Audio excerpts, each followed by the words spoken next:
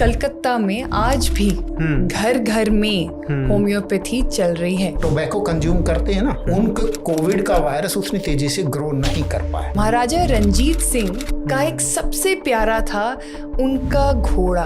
उनके घोड़े को ट्रीट किया उस जर्मन होम्योपैथ ने। अशोक के समय में जब हम आयुर्वेद का इतिहास पढ़ते हैं, ये लिखा जाता है सर्जरी में बैन कर दिया, क्योंकि उसको हिंसा माना है। कोई चाय पी रहा था और कॉकरोच चाय में पड़ गया और उसका अस्थमा ठीक हो गया। इंडियन कॉकरोचेस से हम होम्योपैथी दवाई बनाते हैं। च्यवनप्राश फर्स्ट ऑफ ऑल, ज्यादातर च्यवनप्राश 60% शुगर है। दूसरी बात ये है, उसका स्वाद को मेंटेन करने के लिए उसमें कड़वी जड़ी बूटियां हटा दी गई, तो इसलिए वो गुण भी उतना नहीं आता। आप बिलीव करेंगे, उनके आसपास जितने भी लोग थे उन सबकी मृत्यु हो गई। उस टाइम मैंने देखा पावर ऑफ होम्योपैथी। मैं किडनी की पथरी की सर्जरी करता हूँ, अब मैं ब्लड ट्रांसफ्यूजन मॉडर्न कर रहा हूँ, पेन किलर मॉडर्न दे रहा हूँ, एनेस्थीसिया मॉडर्न दे रहा हूँ, तो भैया आयुर्वेद कौन सा कर रहा हूँ यहाँ? कोई आयुर्वेद जैसी चीज मैं कर ही नहीं रहा। ये लो मदर टिंचर, आओ हमारी फैक्ट्री, देखो कि होम्योपैथी की मेडिसिन कैसे बनती हैं, और ये मदर टिंचर पूरी की पूरी पी जाओ। ये तो होम्योपैथी मेडिसिन है, आप कह रहे हो काम नहीं कर रही तो पी जाओ ना, कुछ तो करेगी नहीं आपको। है हार जाते अन्य देशीय वैद्य गण जिस रोग से, हम भस्म करते हैं उसे बस भस्म के ही योग से। साथियों, आपने इस पॉडकास्ट में इंटरेस्ट दिखाया है, उसके लिए मैं आपका धन्यवाद करता हूं। इस पॉडकास्ट में एक गेमिंग सेक्शन होता है जो हम केवल अपने striking thought show YouTube channel पर डालते हैं, तो मैं आपसे आग्रह करूंगा कि उसको भी सब्सक्राइब कर लें। और अगर आपको इस पॉडकास्ट के डिलीटेड सीन्स चाहिए, BTS चाहिए, और हमारे जो आगे आने वाले गेस्ट हैं उनसे अपने क्वेश्चंस पूछने हैं, तो आप हमारी मेंबरशिप भी ले सकते हैं। और साथियों, ये पॉडकास्ट शिक्षणम द्वारा संभव हो पाया है। आप सभी को पता होगा कि शिक्षणम पर हम भारतीय दर्शनों को, उपनिषदों को और संस्कृत भाषा को सिखाते हैं। और इस बार आपके लिए खुशखबरी भी है कि हमारे संस्कृत कोर्स में अब आपको अनलिमिटेड लाइव सेशंस मिलेंगे। यानी आप हमारे संस्कृत कोर्स में एनरोल करते हैं तो आपको आजीवन जो आचार्य पढ़ाते हैं उनसे हर रविवार को शाम 7 बजे जुड़ने का मौका मिलेगा। आप संस्कृत से जुड़े विषयों पर बात कर सकते हैं और अपने प्रश्न भी पूछ सकते हैं। और ये आपको आजीवन काल के लिए मिलता है, क्योंकि जैसे जैसे शिक्षणम ग्रो कर रहा है, हम संकल्पबद्ध होते जा रहे हैं ज्यादा से ज्यादा आपकी सहायता करने के लिए। डिटेल्स और लिंक्स आपको नीचे कॉमेंट सेक्शन और डिस्क्रिप्शन बॉक्स में मिल जाएगी। आइए अब पॉडकास्ट को प्रारंभ करते हैं। सभी आरोग्य प्रेमी, सजग, जागरूक महान भावों का शिक्षणम द्वारा आयोजित स्ट्राइकिंग थॉट्स पर स्वागत है। साथियों, जब हम स्वास्थ्य की बात करते हैं, एक स्वस्थ व्यक्ति की बात करते हैं, तो भारत की प्राचीन परंपरा में एक स्वस्थ व्यक्ति की परिभाषा कर दी गई थी। हमारे जो आयुर्वेद के मुनि थे, उन्होंने सुश्रुत संहिता में लिखा है कि सम दोषः सम अग्निचा सम धातु मलः क्रियाः प्रसन्न आत्मन इंद्रिय मनः स्वस्थ इति अभिधीयते। यानी कि अगर आपके शरीर में जो आपके दोष हैं, जो हम जानते हैं वात पित्त कफ, अगर वो इक्विलिब्रियम में है, उसके साथ साथ आपकी जो जठराग्नि है वो बैलेंस्ड है, साथ में जो टिश्यूज हैं, या फिर उसके साथ साथ जो आपकी मल क्रिया यानी जो वेस्टेज है बॉडी का वो सही से बाहर जा रहा है, उसके साथ साथ आपका आत्मन, इंद्रिय और मन स्वस्थ है, तब जाके आप स्वस्थ व्यक्ति कहलाते हैं। साथियों, जब से मनुष्य ने जन्म लिया है वो हर एक चीज जान लेना चाहता है, हर एक चीज देख लेना चाहता है, और इससे इच्छा जगती है बहुत लंबी आयु की। व्यक्ति चाहता है कि वो बहुत लंबी आयु तक जिए, जिससे वो सब कुछ जान जाए। और जब ये इच्छा जगती है तो हम देखते हैं कि हमारे भारतीय प्राचीन परंपरा में ऋग्वेद से जन्म होता है आयुर्वेद का, जिसे ऋग्वेद का उपवेद भी कहते हैं। इसके साथ साथ विश्व के जो अलग अलग जगहें हैं वहां पर भी अलग अलग चिकित्सा पद्धतियां, अलग अलग मेडिकल ट्रीटमेंट भी जन्म लेते हैं। और यहाँ से जर्मनी से निकलती है होम्योपैथी, जिसने आज विश्व में एक बड़ा स्थान बनाया है। आज का एपिसोड बहुत विशेष होने वाला है, क्योंकि हम इन्हीं विभिन्न चिकित्सा पद्धतियों पर एक कंपेरेटिव स्टडी करेंगे। इसीलिए इस एपिसोड में हमारे साथ जुड़ चुके हैं 2 एक्सपर्ट। मेरे दाईं तरफ हैं तान्या बख्शी जी, जो कि बैक्सन होम्योपैथी कॉलेज से MD हैं और गोल्ड मेडलिस्ट रही हैं।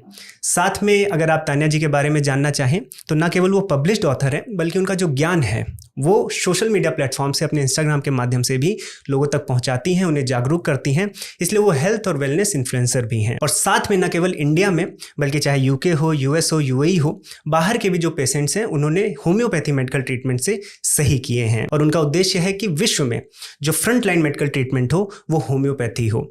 हम आपके इस गोल में आपको शुभकामनाएं देते हैं। तान्या बख्शी जी, आपका बहुत बहुत स्वागत है। धन्यवाद। एंड डेफिनेटली आपने इतना अच्छा इंट्रोडक्शन दिया है, एंड हम लोग बहुत बहुत बहुत लकी हैं, फॉर्चुनेट हैं, एंड कि हम यहाँ आज आ पाए और आपसे आज होम्योपैथी के बारे में चर्चा कर पाएंगे। बहुत बहुत हमारा सौभाग्य है। साथ में मेरे बाईं तरफ हैं संजय कुमार जी, जो प्रोफेशनली तो एक वैद्य हैं, आयुर्वेदिक वैद्य, लेकिन इनका कर्तव्य यहाँ तक नहीं ठहरता है, वो समाज में सामाजिक उत्थान और वैदिक विधाओं के प्रचार प्रसार में भी लगे हुए हैं। अगर आप इनके एकेडमिक जर्नी के बारे में जानना चाहें तो ये एलोपैथी फार्मेसी में बैचलर हैं, और उसके साथ साथ चूँकि आयुर्वेदिक विधाओं ने इन्हें आकर्षित किया, इन्होंने चरक संहिता, सुश्रुत संहिता और अन्य आयुर्वेदिक जितने विज्ञान शास्त्र हैं उनका स्वाध्याय किया है, और पिछले 10 वर्षों से इस चिकित्सा में इनका अनुभव रहा है। इसके साथ साथ भारतवर्ष में अगर आप विज्ञान दर्शन चैनल को देखते हो तो भारतवर्ष में प्रथम व्यक्ति होंगे जिन्होंने थ्योरी ऑफ एवोल्यूशन पर एक क्रिटिकल एनालिसिस पर अपनी आवाज़ बहुत प्रबलता से उठाई है। आप इनके व्याख्यान को विज्ञान दर्शन चैनल पर देख सकते हैं।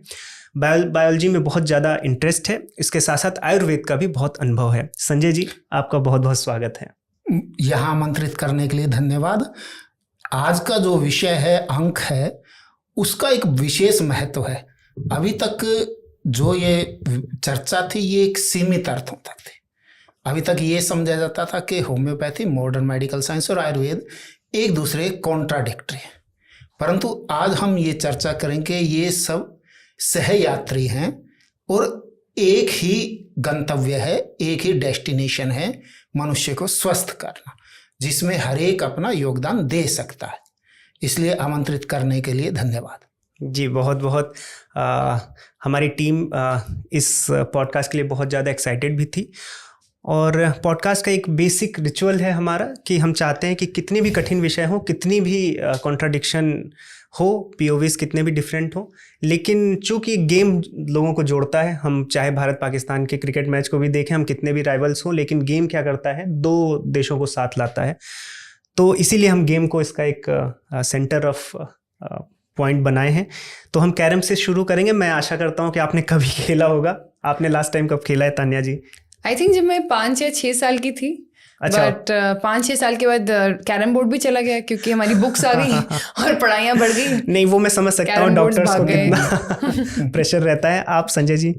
मैं कई समय हो गया कैरम बोर्ड खेले, पर कभी कभार बच्चों के साथ खेल लेता हूँ। हाँ। क्योंकि मेरे को ये लगता है कि लाइफ में आपको कैजुअल भी होना चाहिए। हाँ। हर वक्त सीरियस है ना, वो बहुत अच्छा नहीं। इस पर हम आयुर्वेद की भी परिचर्चा जानेंगे कि आयुर्वेद ऐसा अगर बोलता है तो कल से सब पूरी टीम हम लोग बैठ के कैरम ही खेलेंगे सारा दिन। तो प्रथम जब हम स्टार्ट करते हैं तो कुछ ऐसे, वैसे तो सब लोग टॉस करते हैं, लेकिन अगर हमारे साथ कोई स्त्री रहती हैं तो हम हिम्मत भी नहीं करते स्टार्ट करने की। तो आप ही स्टार्ट करिए और फिर हम चर्चा शुरू करेंगे। ठीक है, तो गेम चलता रहेगा, मेरी चर्चा प्रारंभ होगी और बहुत घरेलू चर्चा होने वाली है, क्योंकि मैं बहुत सी चीज़ें अपने घरों में भी देखता हूँ। जैसे कि मैं, मेरे इंट्रो में हो सकता है कि मैंने आयुर्वेद की ज़्यादा बात की, होम्योपैथी को ऐसे बताया, क्योंकि हमारे जो व्यवहार है उसमें आयुर्वेद बचपन से ही दिख रहा है। खासकर जो भारतीय परंपरा है या हिंदू घर देखेंगे तो उसमें ज़्यादा होता है कि तबीयत थोड़ी ख़राब है, आज मेरी मम्मी भी नीचे हैं, अगर कुछ उनको पता चलेगा मेरी आवाज़ ख़राब है तो तुलसी की पत्ती और गुड़ का काढ़ा बन जाएगा। अगर मुझे चोट लग गई, मैं गिर गया, तो हल्दी दूध मिल जाएगा, या फिर और भी बहुत ढेर सारी ऐसी चीज़ें हैं जो हमें घरों में मिलती हैं। तो इसलिए होम्योपैथी एक्चुअली घर में से जुड़ी हुई नहीं है, इसलिए बहुत ज़्यादा पता नहीं है। तो होम्योपैथी फर्स्ट ऑफ ऑल कुछ बहुत अलग चीज़ है। क्या है, मैं बचपन में वो मीठी मीठी गोलियाँ, मेरे सामने एक सिख परिवार रहता था, ज्ञानी जैल सिंह उनका नाम था, ज्ञानी जी बोलते थे, वो भी होम्योपैथी बांटते थे। तो मैं बचपन से होम्योपैथी खा रहा हूँ, तो वो मुझे गोलियाँ दे देते थे, कुछ भी होता था उन्हीं के पास जाते थे। तो तब से बस हमें यही पता है कि कुछ मीठी गोली होती है और वो दे दी जाती है बच्चों को, या कभी कभी कुछ पाउडर भी रहता है। तो हमें जानना है ये होम्योपैथी है क्या, और अगर वो गोलियां हैं, टैबलेट्स हैं, तो एलोपैथी कैसे अलग है, और ये कहाँ से आया है, और होम्योपैथी कैसे, मतलब मुझे तो पहले यही समझना है कि होम्योपैथी कैसे अलग है और ये कहाँ से आई है और कैसे इंडिया में अब धीरे धीरे ये ग्रो कर रही है।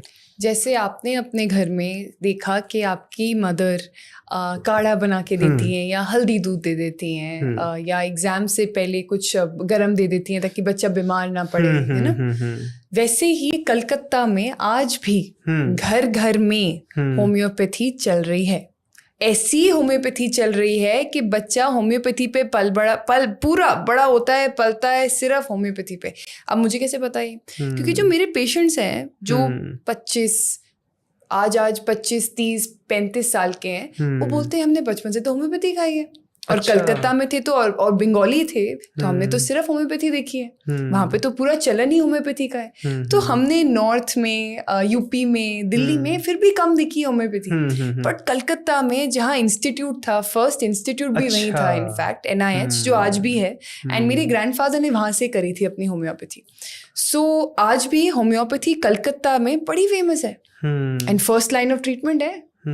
And first line of treatment का मतलब ये भी है कि बच्चा जो 1 साल का होता है, बड़े से लेकर होम्योपैथी लेते हैं। अब बात आती है होम्योपैथी काम कैसे करती है और है क्या। होम्योपैथी आई यहाँ इंडिया में जर्मनी से।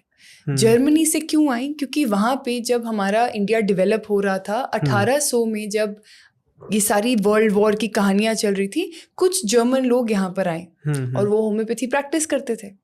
और उसमें से एक डॉक्टर भी था। आपको महाराजा रंजीत सिंह के बारे में पता होगा। महाराजा रंजीत सिंह का एक सबसे प्यारा था उनका घोड़ा।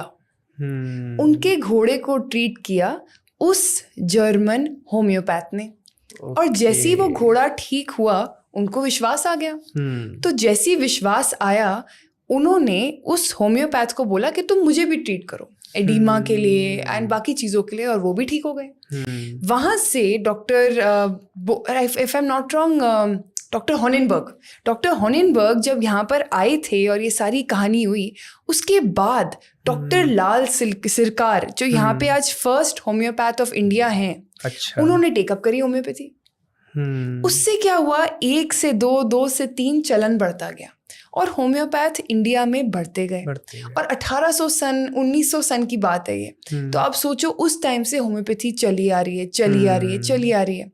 अब यहाँ पे वर्ल्ड में कोलेरा हुआ था, वेरेट्रम एल्बम यूज करी गई थी, स्कारलेट फीवर में बेलाडोना यूज करी गई थी। ये एपिडेमिक्स थे, हम दूर कहाँ भाग रहे हैं। हम आज देख लेते हैं, जब कोविड-19 हुआ था, क्या लिया था हम सब ने? हमने आर्सेनिक एल्बम ली थी। इनफैक्ट बिकॉज मैं वैक्सीन से आती हूँ तो मुझे पता है कि हमारी होम्योपैथी का चलन क्या था उस टाइम पे। लोगों ने आस्थाइड ली थी वैक्सीन की, एस्पिडोस्पर्मा ली थी और आर्सेनिक एल्बम ली थी। और मार्केट में इन तीनों का स्टॉक खत्म हो गया था, क्योंकि हर घर में लोगों ने ओवर स्टॉकिंग कर ली थी। क्यों काम आई है, कैसे काम आई इस टाइम? और उस टाइम कोई क्लिनिकल एनालिसिस तो हुआ नहीं, कोई क्लिनिकल रिजल्ट भी नहीं था कि कोई आर्सेनिक से ठीक हुआ नहीं हुआ। बट आयुष ने बोला कि आप ये खाइए, इससे डेफिनेटली आपकी इम्यूनिटी भी डेवलप्ड रहेगी और एक प्रिकॉशनरी मेजर पे आप सेफ भी रहेंगे। मैं एक पर्सनल एग्जांपल बताती हूँ एपिडेमिक का या पैंडेमिक का। कोविड-19 में जो आज वैक्सीन के CMD हैं डॉक्टर बख्शी, वो एडमिट थे, जो हम बात कर रहे थे गंगाराम अस्पताल में। एंड वहाँ पर एडमिट थे क्योंकि निमोनिया हो गया था एंड लंग्स में ऑक्सीजन की कैपेसिटी बिल्कुल कम हो गई थी। उससे क्या हुआ, एलोपैथी में गए इमीडिएटली क्योंकि एक्यूट कंडीशन थी। वो होम्योपैथी उन्होंने क्या किया, अपनी वहाँ पे अस्पताल में बेडरूम के साइड में ऐसे टेबल पर होम्योपैथी मेडिसिन रख ली। तो उन्होंने बोला एलोपैथी डॉक्टर को कि आपका काम है मेरा फीवर तोड़ना, आप मेरा फीवर तोड़िए, आपको जो देना है, एंटीवायरल देनी है, एंटीबैक्टीरियल देनी है, आप दीजिए, मैं अपनी होम्योपैथी साथ लेके चल रहा हूँ और मैं ये खाऊंगा। उन्होंने क्या किया, गंगाराम की बात है, वो एडमिट हैं, उन्होंने होम्योपैथी भी चलाई, यहाँ तक कि जो उनका ट्रीटिंग डॉक्टर था वो कलकत्ता से थे, वो बंगाली थे। तो उन्होंने बोला ठीक है, हम विश्वास करते हैं, आप करिए, हमें पता है होम्योपैथी क्या है। तो उन्होंने अपनी दवाई खाई, ये भी खाई। आप बिलीव करेंगे, उनके आसपास जितने भी लोग थे वो सब, उन सब की मृत्यु हो गई। तो आप सोचिए कि उनके आसपास 4-5 लोग थे, उन सब की मृत्यु हो गई। डेड बॉडीज आए दिन उठा रहे थे सारी नर्सेज, मेल नर्सेज, सब डॉक्टर्स, राइट, और वो सर्वाइव करें। और कहते हैं आपका काम है फीवर तोड़ना। 3 दिन में फीवर टूटा, 7वें दिन पे वो ठीक हुए, ऑक्सीजन लेवल वापस आया, होम्योपैथी पूरा टाइम बरकरार रखी। इनफैक्ट हालत ये हो गई थी कि जो भी पेशेंट आता था वार्ड में कहते थे ये लो होम्योपैथी भी ले लो, मैं ले रहा हूँ, फर्क पड़ेगा। उस टाइम मैंने देखा power of homeopathy and proving जो सर ने करी अपने ऊपर। कोविड के टाइम पे सर ने जब आस्थाइड ली, उनने देखा कि जो अस्थमा के सिम्टम्स आ रहे थे, निमोनिया के सिम्टम्स आ रहे थे, ब्रेथलेसनेस, बिल्कुल ऑक्सीजन कैपेसिटी ना होना, बोल ना पाना, ये सारी चीजें बेटर हुई। और मैंने ये भी देखा कई बार कोविड में टेस्ट चला जाता है ना, सर का टेस्ट नहीं गया क्योंकि साथ साथ होम्योपैथी भी चल रही थी, लॉन्ग टर्म प्रिकॉशंस नहीं आए, सारी चीज़ें touchwood and with God's grace आज सारी चीज़ें ठीक है। दैट मीन्स एक साइंस और दूसरी साइंस जब मिलती है, जैसे सर ने बताया, एक साथ काम करती है एक गोल के ऊपर जो है हेल्थ, तब काम आती है। एंड होम्योपैथी यहाँ पर जर्मनी से आई तो सही, बट आज वर्ल्ड में सबसे ज्यादा प्रैक्टिस इंडिया में करी जाती है। सबसे ज्यादा मैन्युफैक्चरर्स आज इंडिया में है होम्योपैथी के, सबसे अच्छे कॉलेजेस इंडिया में होम्योपैथी के। आप बाहर जहाँ जाना है आप चले जाओ, आपको दिखेगा quality of homeopathy is increasing in India. एक स्टडी हुई थी अभी, उन्होंने बताया 70% अर्बन पॉपुलेशन जो नोएडा, गुड़गांव, दिल्ली, बैंगलोर, मुंबई में रह रहे हैं वो होम्योपैथी प्रेफर कर रहे हैं। एंड फर्स्ट लाइन में वो होम्योपैथी प्रेफर कर रहे हैं, और फिर वो बोल रहे हैं कि अच्छा अब हम एलोपैथी पे जाएंगे अगर होम्योपैथी काम नहीं करेगी। दैट मीन्स फेथ, ट्रस्ट, विश्वास बढ़ रहा है होम्योपैथी के ऊपर, एंड लोग होम्योपैथी ले रहे हैं। आपको आज पता होगा होम्योपैथी की एक स्टडी हुई थी, होम्योपैथी 600 करोड़ की इंडस्ट्री बन चुकी है आज, जो छोटी नहीं है। एंड बाय 2032 ये $35 बिलियन की इंडस्ट्री बनती जाएगी वर्ल्ड वाइड।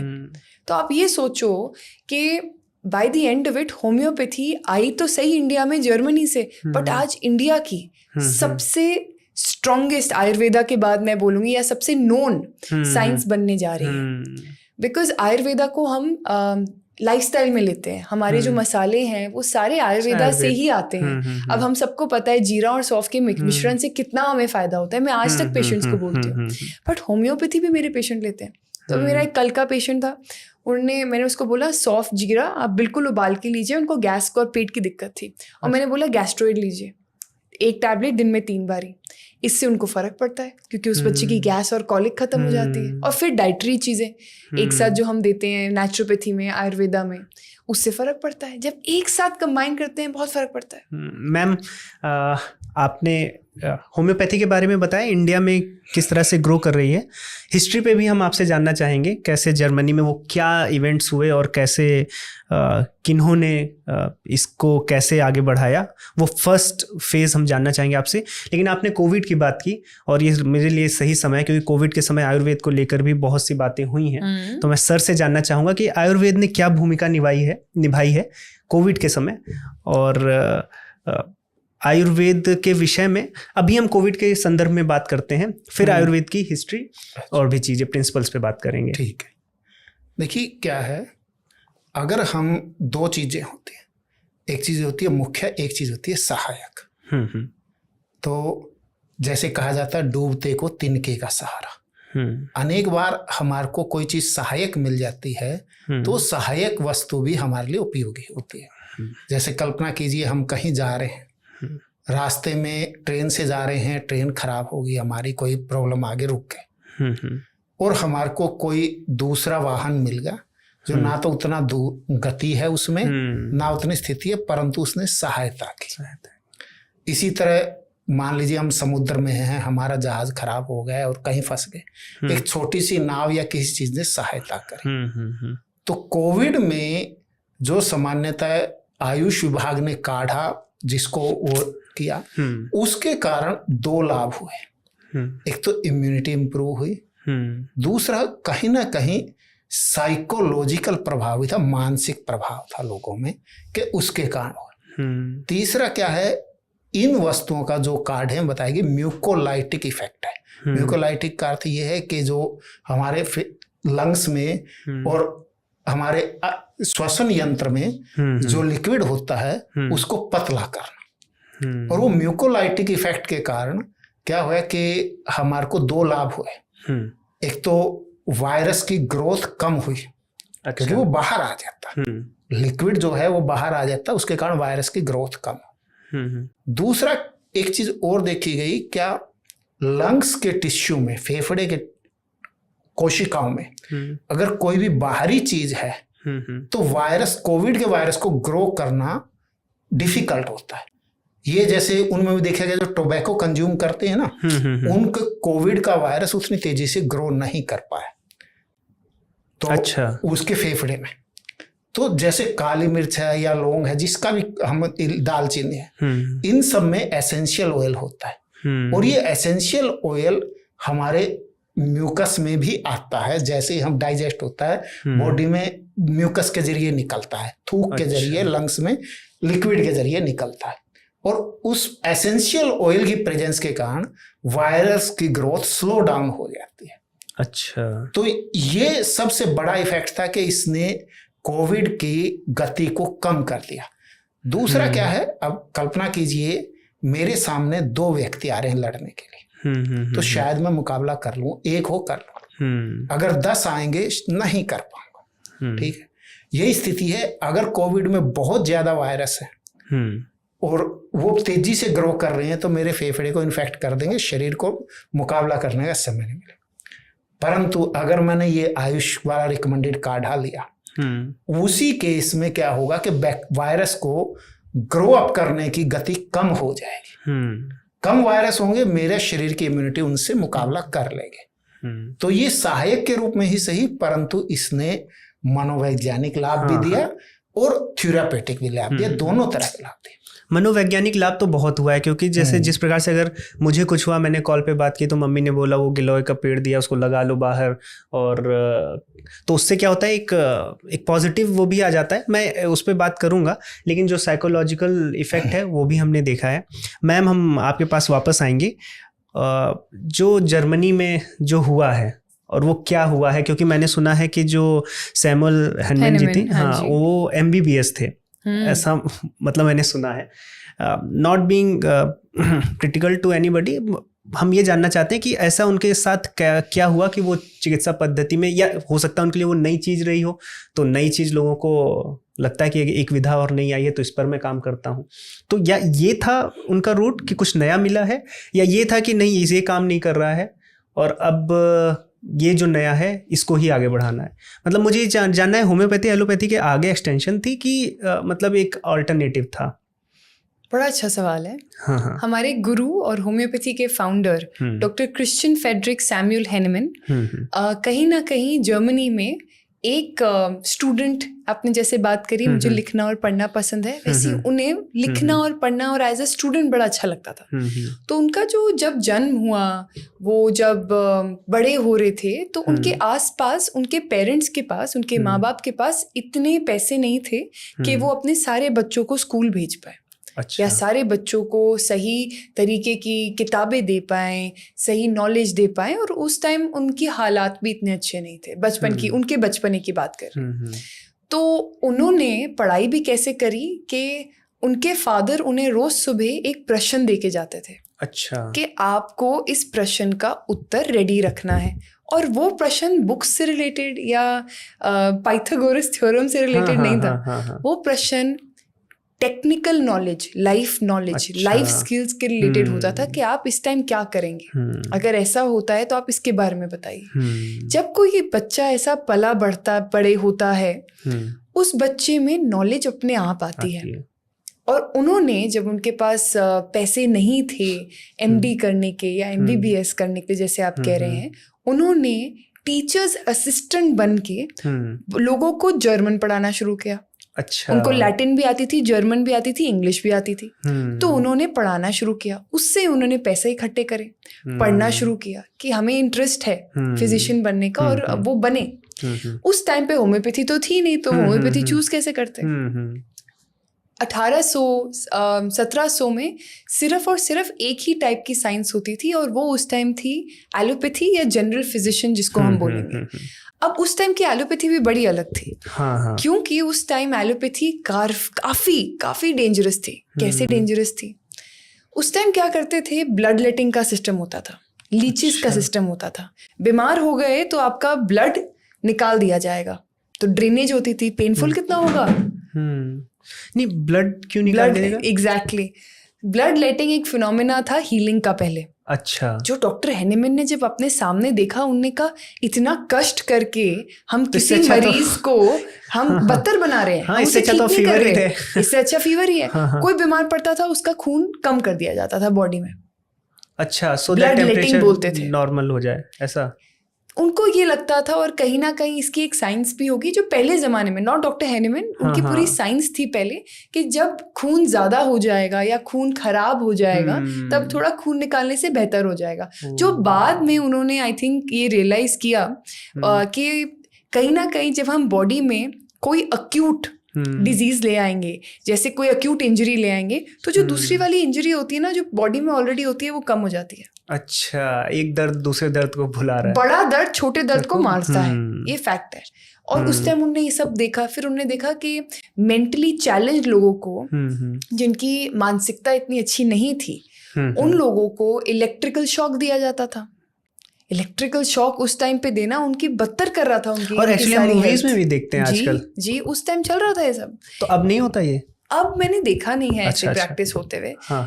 मैंने एलोपैथी में भी नहीं, इतना प्रोमिनेंटली नहीं देखा मैंने होते हुए, और हर जगह नहीं देखा, बट पहले होता था।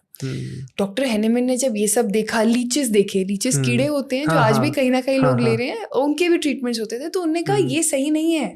उन्होंने देखा कि ये तो और बदतर कर रहा है इंसानों को, क्योंकि आप जितना इंसान को टॉर्चर कर रहे हो, दर्द दे रहे हो, उससे उसकी हालत बदतर हो रही है। तो उन्होंने कहा मैं ही नहीं कर सकता।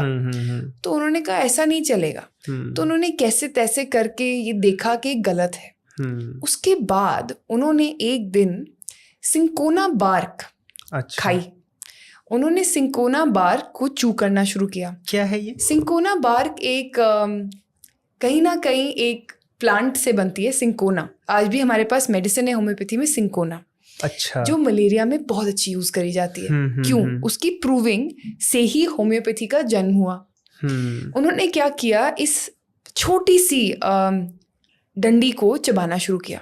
जैसे हम आयुर्वेदा में डंडी कभी कभी डाल देते हैं ना, किसी के प्लांट की या किसी पौधे की, वैसे उन्होंने इसको चबाना शुरू किया कि चलो देखते हैं इसमें भी कुछ है नहीं है। जब उन्होंने देखा कि जैसे जैसे वो सिंकोना बार्क को कंज्यूम कर रहे हैं, उनका फीवर बढ़ रहा है, उनको रेस्टलेसनेस हो रही है, उनको शिवरिंग हो रही है। अच्छा। ये सारे सिम्टम्स मलेरिया के हो रहे थे उन्हें।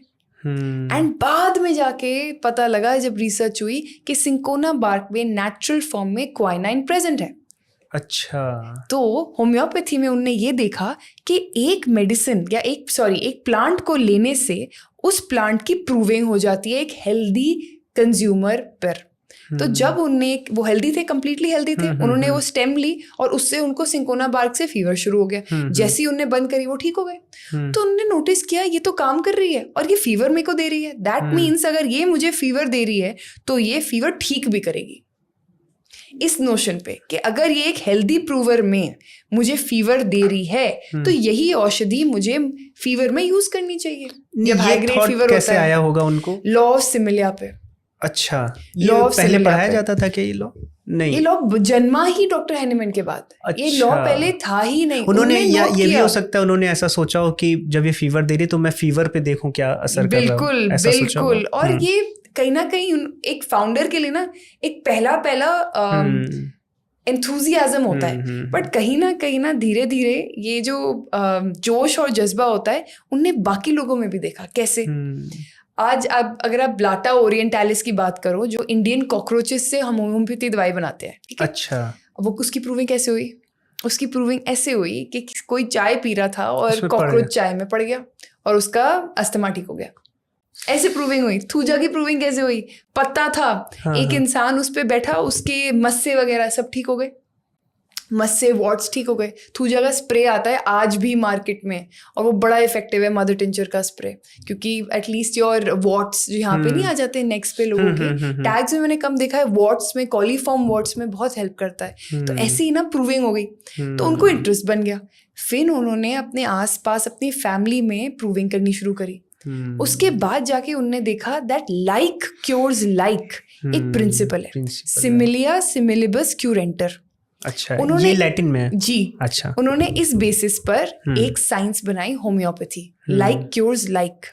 एलियोपैथी अलग होती है, राइट? इसका जब हम स्पेलिंग पढ़ते हैं ना, ऑर्गेनॉन में हमारी बुक में पढ़ते हैं, homeo means similar. So on the basis of how a particular substance, कोई प्लांट, कोई मिनरल, कोई एनिमल सोर्स से दवाई, वो कैसे एक हेल्दी प्रूवर पे रिजल्ट देती है, उस बेसिस पर ये रेमेडीज बनी है और ये पूरी साइंस बनी है। मैं आपको एग्जांपल बताती हूँ।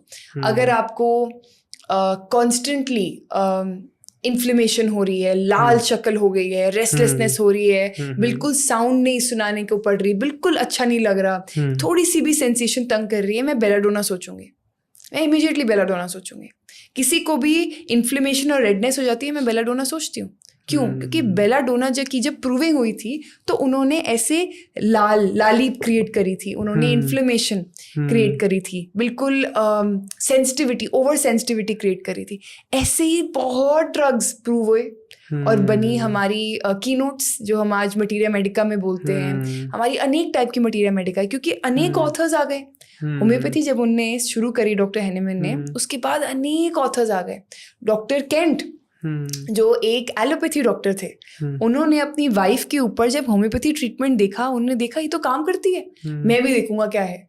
आज डॉक्टर केंट की किताबें हर होम्योपैथ के घर में हैं, मैं खुद देखती हूँ आज। पर मैम ये थोड़ा रिस्की नहीं है क्या कि प्रूविंग हम किसी पे करें और मर ही जाए? जो प्रूविंग होती थी कैसे होती थी, अब बताती हूँ कैसे होती थी। लैकेसिस की प्रूविंग बड़ी इंटरेस्टिंग है जी। लैकेसिस एक कहीं ना कहीं सांप है, राइट? सांप के वेनम से लैकेसिस बनता है, और ये दवाई हम यूजुअली उन लोगों में देते हैं जिनको मैं आपको बताती हूँ किन लोगों में देते हैं बाद में। अब क्या हुआ, लैकेसिस की जब प्रूविंग हो रही थी तो एक फिजिशियन ने वो प्रूविंग अपने आप के ऊपर करी, क्योंकि उन्होंने बोला मैं कैसे किसी और को हार्म कर सकता हूँ, और वो भी वेनम है। वेनम को इट्स नॉट लाइक आयुर्वेदा कि मैं वेनम का काढ़ा बना रही हूँ और दे रही हूँ, नहीं, वेनम को डाइल्यूट करके उसको पोटेंटाइज करके दिया जाता है। सो मैं एक पार्ट वेनम लेती हूँ, 99 पार्ट्स ENA लेती हूँ, मेडिसिनल अल्कोहल। क्यों? बिकॉज अल्कोहल क्यों चूज किया गया? क्योंकि ENA जो मेडिसिनल अल्कोहल है वो आपका नेचुरल प्रिजर्वेटिव है, the most natural preservative on earth is that. वरना तो मैं हर चीज में आर्टिफिशियल प्रिजर्वेटिव डाल दूं और कोई भी डाल दे, वो सेफ नहीं है। उसके 99 पार्ट्स लिए, इसका एक पार्ट लिया, फिर उसके बाद ये उसको जब 99 पार्ट्स लिए और एक पार्ट लिया, उसका एक चम्मच या एक ml जाके आगे लिया, एक पार्ट जाके आगे लिया, फिर 99। तो आप सोचो कितना डाइल्यूट किया कि सेफ हो। आज कोई भी अगर ब्लाटा देता है तो वो कॉकरोच का मिश्रण थोड़ी दे रहा है। आज कोई भी बेलाडोना देता है, नहीं देता, डाइल्यूशन दे रहे हैं, बिकॉज मदर टिंचर फॉर्म में बहुत रेयरली होम्योपैथ्स यूज करते हैं डाइल्यूशन, ताकि सेफ हो, तभी तो कंजम्पशन के लिए सेफ करी है। लैकेसिस की प्रूविंग में फिजिशियन ने लैकेसिस अपने ऊपर ली, कहते हैं वो जिंदगी भर क्लोज कॉलर नहीं पहन पाए।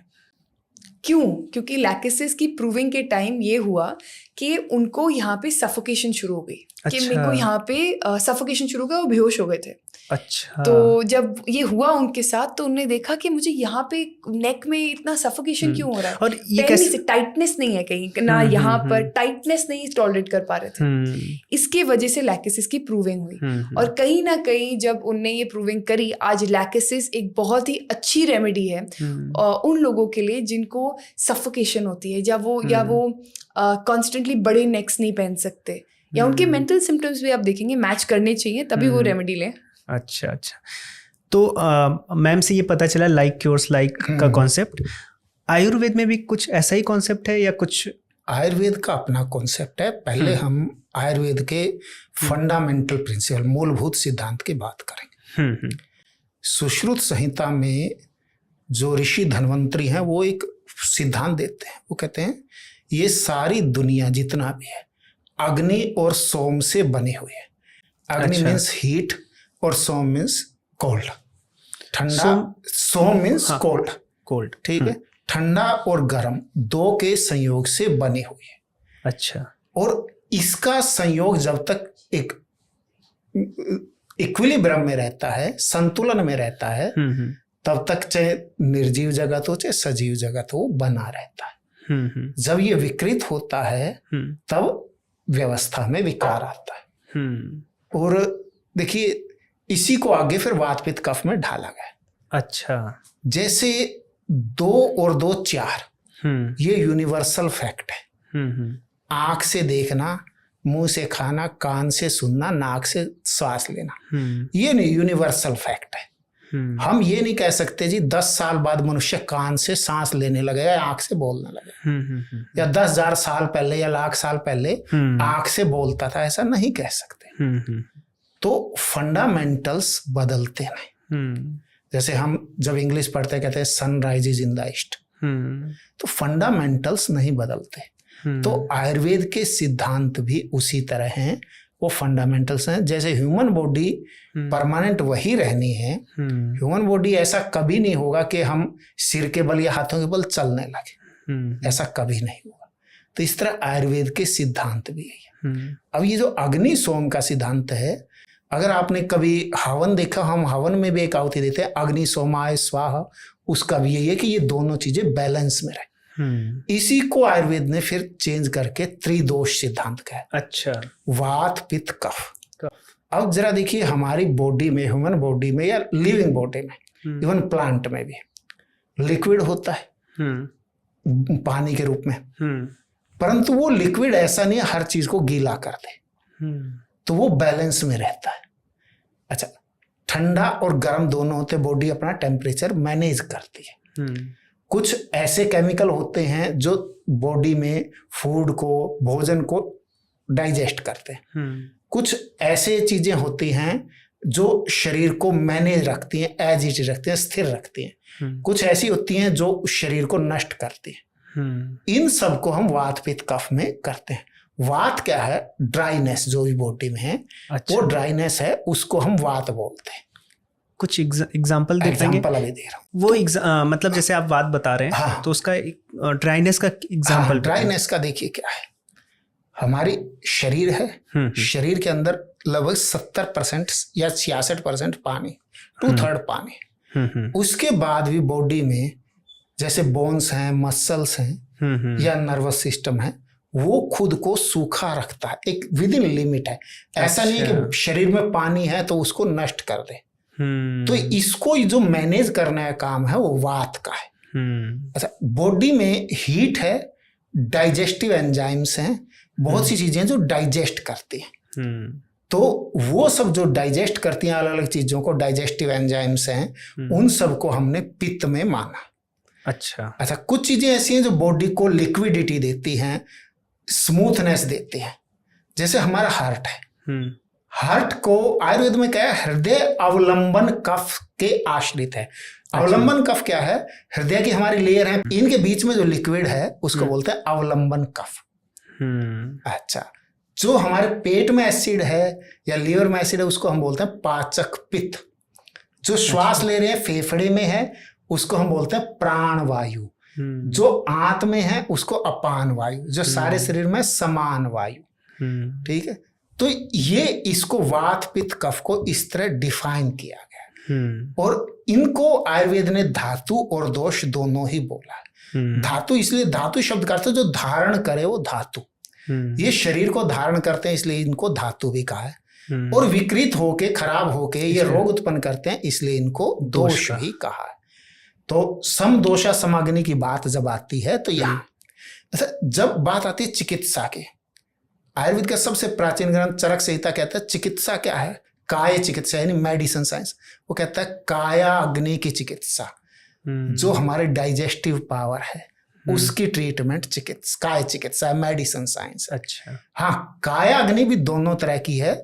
एक तो मुख्य जो डाइजेशन करते, एक धात्वाग्नि बोलते हैं जिसको हम मॉडर्न साइंस में बोलते हैं सेलुलर डाइजेशन। अब कल्पना कीजिए आपकी बॉडी में कहीं इन्फ्लामेशन है, वो इन्फ्लामेशन जहां भी होती है वहां वो डैमेजिंग करती है। इसका अर्थ ये है, वहां इन्फ्लामेशन का अर्थ है वहां पित्त बढ़ गया आपका। अच्छा, चाहे वो लीवर में, और इसको कई तरीके से देखा भी जाता है। जैसे आजकल हम मैमोग्राम करते हैं या और भी, जैसे हमारे कई थर्मल कैमरा, थर्मल इमेजिंग, वहां पे बॉडी के उस पार्ट का टेम्परेचर बढ़ जाता है। तो उसका कारण यह है कि टेम्परेचर बढ़ने का कारण अंदर पित्त बढ़ गया। जैसे हम सबको जॉन्डिस जब भी होता है, हेपेटाइटिस बोलते हैं, तो उसमें बॉडी में इन्फ्लामेशन होती है, खासतौर लीवर में बहुत ही ज्यादा होती है, तो वो पित्त बढ़ना।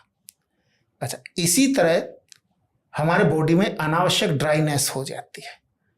ड्राइनेस जैसे मुंह सूखता है बार बार, या बॉडी के जो जरूरी लिक्विड हैं जो भोजन को पचाते हैं या अन्य चीज पचाते हैं, वो बॉडी के जरूरी लिक्विड नहीं बनते। या जैसे घुटनों में है, घुटनों में ड्राइनेस हो जाता है, साइनोवियल फ्लूइड जो है लिक्विड बनना बंद हो जाता है। अगर जैसे मैं हृदय का उदाहरण दिया, हृदय में अवलंबन कफ का उदाहरण दिया, जिसको अगर 2 लेयर के बीच में ड्राइनेस हो जाती है, एक दूसरे से रगड़ खाते, यहाँ सब हम कहते हैं वात बढ़ गए। और उसके विपरीत अगर लिक्विड पार्ट ज्यादा बढ़ जाए तो हम कहते हैं कफ बढ़ गया। जैसे साइनस में लिक्विड पार्ट ज्यादा बढ़ गया, बाहर आने लगा, जुकाम है, वो कफ बढ़ गया। तो ये सब चीजों को बैलेंस में रहना, ये सब चीजों का समदोषा। सम अग्नि में बताया कि आपकी सेलुलर डाइजेशन और मेन डाइजेशन, जठराग्नि का और धात्वाग्नि, दोनों को बैलेंस रहे। अब ये ना तो बहुत ज्यादा अच्छा है, ना ही बहुत बुरा। अगर आपको भूख ना लगे वो भी खराब है, और इतनी लगे कि दिन में आप 10 बार खा रहे हो वो भी खराब है। आपने सब खाया, डाइजेस्ट हो गया, वो भी खराब है। और बहुत मतलब बिल्कुल भूख ना लगे। सम धातु, अब ये धातु क्या चीज है मैं बताया, जो शरीर को धारण करे उसका नाम धातु है। हमारे शरीर के लिए फैट भी जरूरी है, एडिपोज टिश्यू, कोलेस्ट्रॉल भी जरूरी है, मसल भी जरूरी है, बोन्स भी जरूरी है, हर चीज जरूरी है। परंतु कोई भी चीज कम हो जाए, जैसे मसल लॉस होना शुरू हो जाए या बोन लॉस शुरू हो जाए, तो हमारी बॉडी डैमेज होने लगती है, डे टू डे फंक्शन नहीं कर पाते। इसी तरह जो चीजें हमारे को चिकनाई देती हैं, जैसे नाक से स्वर, फेफड़ों में स्वर यंत्र में, वो सब लिक्विड हैं। अगर वो जो है खत्म हो जाए, खराब हो जाए, या फेफड़ा डैमेज हो जाए, कोई भी चीज जो सम है, बैलेंस है, वो विषम हो जाए, सम धातु, वो जो है हमेशा करते। अगली लाइन जो आपने बोली, मल एक क्रिया, भाई मल जो बॉडी के वेस्ट हैं वो प्रॉपर अपनी जगह है। बॉडी वेस्ट का अर्थ ये नहीं है कि केवल पेशाब है या फीकल मैटर, नहीं, जो हमारी बॉडी में जो भी एक्टिविटी होती है उसके साथ वेस्ट बनता रहता है। तो वो वेस्ट बॉडी उसको अलग अलग तरीके से निकालती रहती है, जैसे पसीने के जरिए निकालती है। इवन आयुर्वेद में जो बाल है या नाखून है, इनको भी वेस्ट ही माना गया। अगर इनमें से या कान का मैल है, ये भी वेस्ट है। अगर ये या आंख में जो मैल आता है वो भी वेस्ट है। अगर ये नहीं हो तो ये प्रॉपर ना निकले तो ये अंदर डैमेज करते हैं। अच्छा, उसके अलावा केवल इतना ही नहीं आयुर्वेद में स्वस्थ में माना गया है कि मन आपका प्रसन्न होना चाहिए। आप मानसिक परेशान है, कितने शरीर से स्वस्थ है। आप पागल खाने में जाके देखिए, बहुत पागल हैं, पूरी तरह स्वस्थ है। तो मन, इंद्रिय आपकी, आंखें सही हो, कान सही हो, और ये सब चीजें, चित्त सही हो, ये सब चीजें हो, तो तब जाके आयुर्वेद स्वस्थ की बात करता है। केवल इतने से आप सामान्यतः हेल्दी हैं, वो उतना पर्याप्त नहीं है आयुर्वेद के। यहाँ आयुर्वेद का जो ये मूलभूत सिद्धांत पे हमने बात की, इस पे सिद्धांत तो हम समझ लिए हैं। मोस्टली हमें ये पता चलता है एक तरह से कि स्वस्थ व्यक्ति क्या है, उसकी परिभाषा भी पता चलती है। पर इस परिभाषा के साथ कैसे आयुर्वेदिक मेडिसिन डेवलप हुई, वात पित्त कफ, जो आप 3 दोष की बात कर रहे हैं, फिर कैसे वो जो बाहर की मेडिसिन हैं, चाहे हम हर्ब्स हैं, चाहे बहुत तरह की भस्म है, या फिर वो सब कैसे फिर इन दोषों को ट्रीट किया गया, इसका प्रोसेस क्या रहा है? ठीक है, देखिए जब हम बात करते हैं आयुर्वेद की, मैंने बताया कि जो मनुष्य शरीर में है वही संसार, ठीक है। अच्छा, अब आयुर्वेद ये मानता है कि आयुर्वेद की उत्पत्ति वेद से हुई, और वेद जब सृष्टि निर्माण हुआ तो ईश्वर ने 4 ऋषियों के हृदय मन में दिया, ये मान्यता है। इसका हमारे पास लॉजिकल कंक्लूजन भी है, पर वो विषय नहीं आज, ठीक है। अच्छा, अब मुख्य बात क्या है कि नॉलेज जीरो से कभी स्टार्ट नहीं हो सकती। अब आप देखिए, आप हिंदी बोलते, मैं भी हिंदी बोलता हूँ। अब मैं या आप स्पेनिश नहीं जानते या फ्रेंच नहीं जानते, उसका कारण क्या है?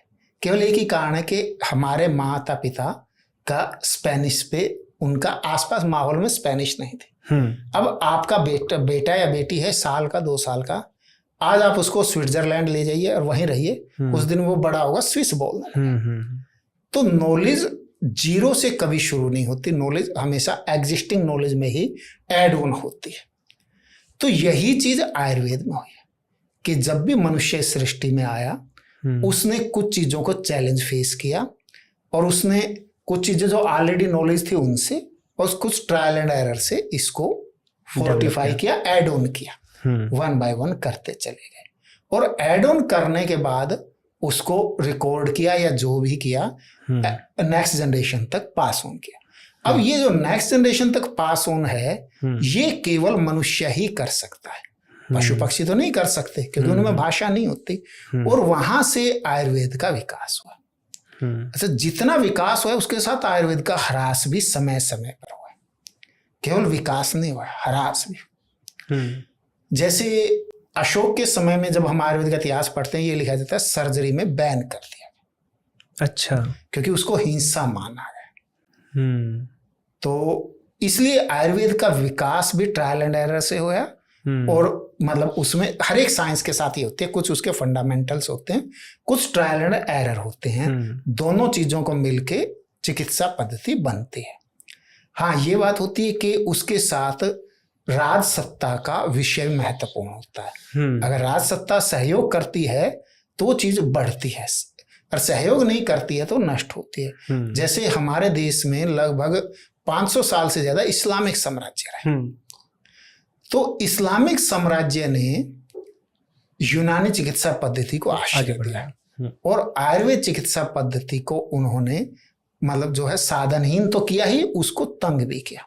और उसके कारण जो है ये चिकित्सा पद्धति में डाउनफॉल है। उससे पहले सर्जरी का ही मैं बताया, और भी कई कारण है जैसे पशु पक्षियों पे ट्राई करना या अन्य चीजें, वो समय समय पे अलग अलग मान्यता के कारण बैन कर देगी। उसके कारण आयुर्वेद का ह्रास भी हुआ। और जब वर्तमान में आयुर्वेद का जो उपलब्धि है उसमें मुख्य दो चीजें हैं। एक तो इसकी सुलभता आसानी से है, दूसरा दिन पे दिन जो जटिल रोग हैं, लाइफ लॉन्ग चलने वाले रोग हैं, उनमें आयुर्वेद की उपयोगिता बढ़ती जा रही है। इस पर चर्चा करेंगे। तो मेरा प्रश्न आपसे तान्या जी है कि जैसे अभी हमने जाना कि जो बेसिक प्रिंसिपल्स हैं आयुर्वेद के, उसमें वात पित्त कफ का बहुत रोल है। और चूंकि मेरी पत्नी भी होम्योपैथ डॉक्टर है तो उन्होंने ही मुझे बताया कि सोरा सिफिलिस साइकोसिस भी कुछ होता है, मायाज्म बोलते हैं या मियाज बोलते हैं, मुझे नहीं पता है। तो आप मुझे बताएं, क्या ये पैरेलल है कि वो कुछ अलग ही है? आपकी पत्नी ने बिल्कुल सही बताया है। अच्छा, इनफैक्ट मैं भी यही बोलने वाली थी और सोशल मीडिया पे भी इन्हीं चीज़ों के बारे में बताना चाह रही थी कि जैसे ही हम वात पित्त कफ की बात करते हैं आयुर्वेदा में, वैसे ही बहुत ही सिमिलर नोट पे हम बोलेंगे होम्योपैथी में भी 3 मियाज़म होते हैं। जब doctor Samuel Hahnemann chronic diseases के ऊपर स्टडी कर रहे थे तो उन्होंने देखा कि क्रॉनिक डिजीजेस में कई अन्य प्रकार के सिम्टम मिल रहे हैं हमें। कहीं पूरे डिस्ट्रक्शन हुई है, खराब हुआ है, अबनॉर्मैलिटीज हो गई हैं, स्ट्रक्चरल चेंजेस हो गए हैं। कहीं ऐसे स्टेज में पेशेंट आ रहे हैं जहाँ सिर्फ अक्यूमुलेशन हो रही है, जहाँ सिर्फ हमें ग्रोथ दिख रही है, ओवर ग्रोथ दिख रही है, ओवर अक्यूमुलेशन दिख रही है। कई लोग सिर्फ इन्फ्लेमेशन लेके आ रहे हैं, तो मैं क्रॉनिक डिजीजेस को समझूं कैसे? तो उन्होंने सोरा, साइकोटिक एंड सिफिलिटिक मियाज़म, इन तीनों को अलग अलग मैंने क्यों बोला, एक ऑर्डर में क्यों बोला? क्योंकि सोरा सबसे पहला स्टेज होता है, साइकोटिक दूसरा स्टेज होता है, अच्छा, सिफिलिटिक तीसरा स्टेज होता है। इनको स्टेजेस में भी आप बोल सकते हो जब डिजीज प्रोग्रेशन होती है क्रॉनिक डिजीज में। और आप ये भी बोल सकते हो सोरा का मतलब है इन्फ्लेमेशन, पित्त जैसे आप बोलते हो, उसका सिंपल मतलब ये भी हो सकता है इच। एंड यूजुअली मैं कहती हूँ जो पेशेंट क्लिनिक में आता है वो सोरा होता ही होता है, क्रॉनिक डिजीज लेके जो आता है उसमें इन्फ्लेमेशन होती ही होती है। टुडे सर ने क्या बोला? सर ने कहा था कि हेल्दी लोगों के ऊपर हमने बताया ना प्रूविंग करी गई है, या हेल्दी मानसिकता और शरीर के सारी औषधिज लेके हम बोलते हैं कि वो हेल्दी इंसान है। WHO भी यही बोलता है कि मेंटल हेल्थ, फिजिकल हेल्थ एक है। वैसे ही सोरा, सिफिलिटिक और साइकोटिक मियाज़म में, तीनों में हम मेंटल और फिजिकल हेल्थ दोनों लेते हैं। तो जितने भी अब पेशेंट मैंने देखा है क्लिनिक में आ रहे हैं वो कहीं ना कहीं सोरा मियाज़म लेके आ रहे हैं, क्योंकि उनमें इन्फ्लेमेशन है, इचिंग है। अगर वो हेल्दी होते तो आते नहीं ना हमारे क्लिनिक्स में। दूसरा होता है साइकोटिक। सोरा के बाद यूजुअली हम देखते हैं ओवर ग्रोथ, ओवर एक्यूमुलेशन होती है, ट्यूमर्स हो गए, ग्रोथ्स हो गई, ये सारी चीजें, हार्ट का साइज में बढ़ना जैसे सर ने बताया, ये सारी चीजें साइकोटिक के अंदर आती हैं। ये मियाज़म्स हैं। थर्ड हो गया आपका सिफिलिटिक मियाज़म, जिसका मतलब है डिस्ट्रक्शन। पूरी तरीके से स्ट्रक्चरल चेंजेस आने लग जाते हैं, सारी टिश्यूज, फेशियाज में डीपेस्ट लेवल पे जब डिस्ट्रक्शन होती है तो हम सिफिलिटिक मियाज़म बोलते हैं। उसी प्रकार से दवाइयाँ भी तीनों मियाज़म में डिवाइड होती गई। सोरा में एंटीसोरिक किंग सल्फर बन गया, साइकोटिक में थूजा बन गया, एंड सिफिलिटिक में और अदर मेडोराइनम, सिफिलाइनम, कितनी अनेक दवाइयाँ बन गई। एंड हमने इन तीनों चीज़ों से ये सीखा, इन तीनों मियाज़म से, अब आज होम्योपैथ बिलीव करें ना करें या वो प्रैक्टिस करें ना करें, हमने ये देखा कि जो पेशेंट क्रॉनिक डिजीज का आएगा उनमें 3 स्टेजेस होंगी ही होंगी। या तो वो एक लेके आएगा और 2 आपके सामने बनाएगा, या तो वो तीसरी पे आएगा और आपको उसे ठीक करना होगा। इससे क्या हुआ कि क्रॉनिक डिजीज को स्टडी करना आसान हो गया। अब अगर मैं सोरा की बात करूं या सिफिलिटिक या साइकोटिक मियाज़म की बात करूं, आप एक नॉर्मल इंसान से पूछिए कि उसकी प्रॉब्लम्स क्या है, उस बेसिस पर डॉक्टर्स इन तीनों मियाज़म में से रेमेडी चूज कर लेते हैं और रेमेडी दे देते हैं। एंड यहाँ बहुत सिमिलर है आयुर्वेद से होम्योपैथी, बिकॉज ये 3 मियाज़म हमारे कहते हैं ना मूल मंत्र हैं। इसके बेसिस पर ही हम क्रॉनिक डिजीज में ट्रीट कर सकते हैं। अब जैसे सोराइसिस होता है, एक्जिमा होता है, उस टाइम पे मैं देखूंगी अगर सोराइसिस में बिल्कुल खून निकल रहा है, बिल्कुल स्किन दिख रही है, पस हो गई है, बिल्कुल खत्म हो गया है, मैं वो मानूंगी सिफिलिटिक। जब सिर्फ शुरू होता है तब होता है सोरा। तो ये एक पैटर्न है जो हमें ऑब्जर्वेशन के तौर पे दिया जाता है, उसके बेसिस पे हम देखते हैं कि क्या किसको सूट करेगा। और इसमें भी क्या कुछ ऐसी लॉजिकल रीजनिंग है कि 3 ही क्यों ऑब्जर्वेशन हुई है, या फिर मतलब जो ऑब्जर्व हुआ कि ये 3 तरह की चीज है, चौथा कुछ ऐसा नहीं मिला? इसके पीछे कुछ एक नया था होम्योपैथी में आया था, ट्यूबरकुलर मियाज़म। अच्छा, ट्यूबरकुलर मियाज़म जब निकला वो नया था कंपेयर टू ये 3, बट मैंने जो नोट किया इन तीनों से ही आज तक में सारे केसेस निकलते हैं। क्या होता है ना, homeopathy is still an evolving science. अब मैं ट्यूबरकुलर मियाज़म बोलूं, सोरा बोलूं, साइकोटिक बोलूं, सिफिलिटिक बोलूं, मुझे लगता है कहीं ना कहीं आज भी नई नई इन्वेंशंस हो रहे हैं। कोई आज नया मियाज़म भी लेके आ सकता है, और 2 मियाज़म मिल भी सकते हैं, जैसे वात पित्त मिल सकता है, वात कफ मिल सकता है, सोरा सिफिलिटिक भी तो मिल सकता है। मैं उसको सोरा सिफिलिटिक भी तो बोल सकती हूँ। जैसे कलर्स में होता है, RGB है लेकिन वो अलग अलग कलर्स और 3 भेदभाव इसलिए भी होंगे क्योंकि कहीं ना कहीं 3 स्टेजेस है ना, डिस्ट्रक्शन के बाद तो डेथ है। इसमें मैं ये कहना चाह रहा हूँ कि अभी बेसिक प्रिंसिपल तो हमें दोनों होम्योपैथी और आयुर्वेद की समझ में आ गए हैं। अब हमें दवा और उपचार की जो पद्धतियाँ हैं, क्योंकि बहुत यूनिक हैं, अलग हैं, और दवाओं पे भी कुछ कुछ आरोप उठते रहते हैं और बहुत सी कंट्रोवर्सीज भी होती रहती है, दोनों तरफ से। मैं उस पर भी चर्चा करना चाहूँगा। तो मैं दोनों लोगों से एक प्रश्न है मेरा जो पूछते हैं, पहले मैं आपसे ही पूछना चाहूँगा। जैसे बहुत से लोग बोलते हैं आयुर्वेद है, उसकी बहुत सी ऐसी दवाएं हैं जो भस्म है या ऐसी है, या उसमें हैवी मेटल्स हैं, लेड है, आर्सेनिक है, तो वो जितना फायदा करेंगी लॉन्ग टर्म में उतना नुकसान कर देंगी। इस तरह की बातें आयुर्वेद को लेकर की जाती हैं। तो मैं ये जानना चाहूँगा कि दवाएं बनती कैसे और सच में ये साइड इफेक्ट्स हैं क्या? ठीक। एक हमारे कवि हो गया मैथिली शरणगुप्त, उन्होंने काव्य लिखा भारत, हाँ, जिसमें भारत का गौरव गान किया। उसमें एक लाइन लिखते हैं हार जाते अन्य देशीय वैद्य गण जिस रोग से, हम भस्म करते हैं उसे बस भस्म के ही योग से। अच्छा, अब अगली बात आती कि आयुर्वेद की यहाँ यूनिकनेस क्या है। तो देखिए, यहाँ पे एक आयुर्वेद में एक ऐसी चीज है जो किसी मेडिकल साइंस में ना कल थी, ना आज है, ना 100 साल बाद। जब हम चरक संहिता में पढ़ते हैं तो आयुर्वेद की चिकित्सा में वो कहते हैं 2 तरह की औषधि, एक जो स्वस्थ को स्वस्थ रखें और दूसरी जो रोग को शांत करे। अच्छा, स्वस्थ को स्वस्थ रखें, दूसरी जो रोग को शांत करे। जो स्वस्थ को स्वस्थ रखने की कला है वो आयुर्वेद में अप्रतिम है, कहीं नहीं। अभी हम आगे उस पर आएंगे। अब आ जाता है हमारा कि भस्म हानि करती हैं, लाभ करती, क्या करती। इसका मैं सबसे पहले मॉडर्न साइंस से उदाहरण देता हूं। मॉडर्न साइंस में हम कहते हैं नैनो पार्टिकल्स। हमने क्या किया, मेटल के वही नैनो पार्टिकल कुछ हर्ब के साथ बनाए, कुछ हर्ब के साथ रिएक्ट करके बनाए। अब उसके कारण वो नैनो पार्टिकल ने क्या किया कि उन्होंने बॉडी में अपना पाथ बदल लिया, और बॉडी में जाके उन्होंने उस तरह रिएक्ट नहीं किया जैसे करना वो सामान्यतः करते। अच्छा, अब अगली बात ये, क्या इसको केमिकल लेवल पे डिफाइन किया जा सकता है? नहीं। कैसे, मैं बताता हूँ। शंख है और प्रवाल है एक दूसरी चीज, तीसरी चीज है मोती। ये तीनों में अगर आप केमिकली कहोगे कैल्शियम कार्बोनेट है, चौथी चीज कोड़ी, ठीक है, ये सब के सब मोलस्क जाति के हैं, सब के सब कैल्शियम कार्बोनेट है। पर आयुर्वेद की दृष्टि से भी और अनुभव से भी इन सब की भस्में एक दूसरे से अलग कार्य करती है। अच्छा। और किस तरह भस्म बनाई गई वो भी अलग कार्य करती है।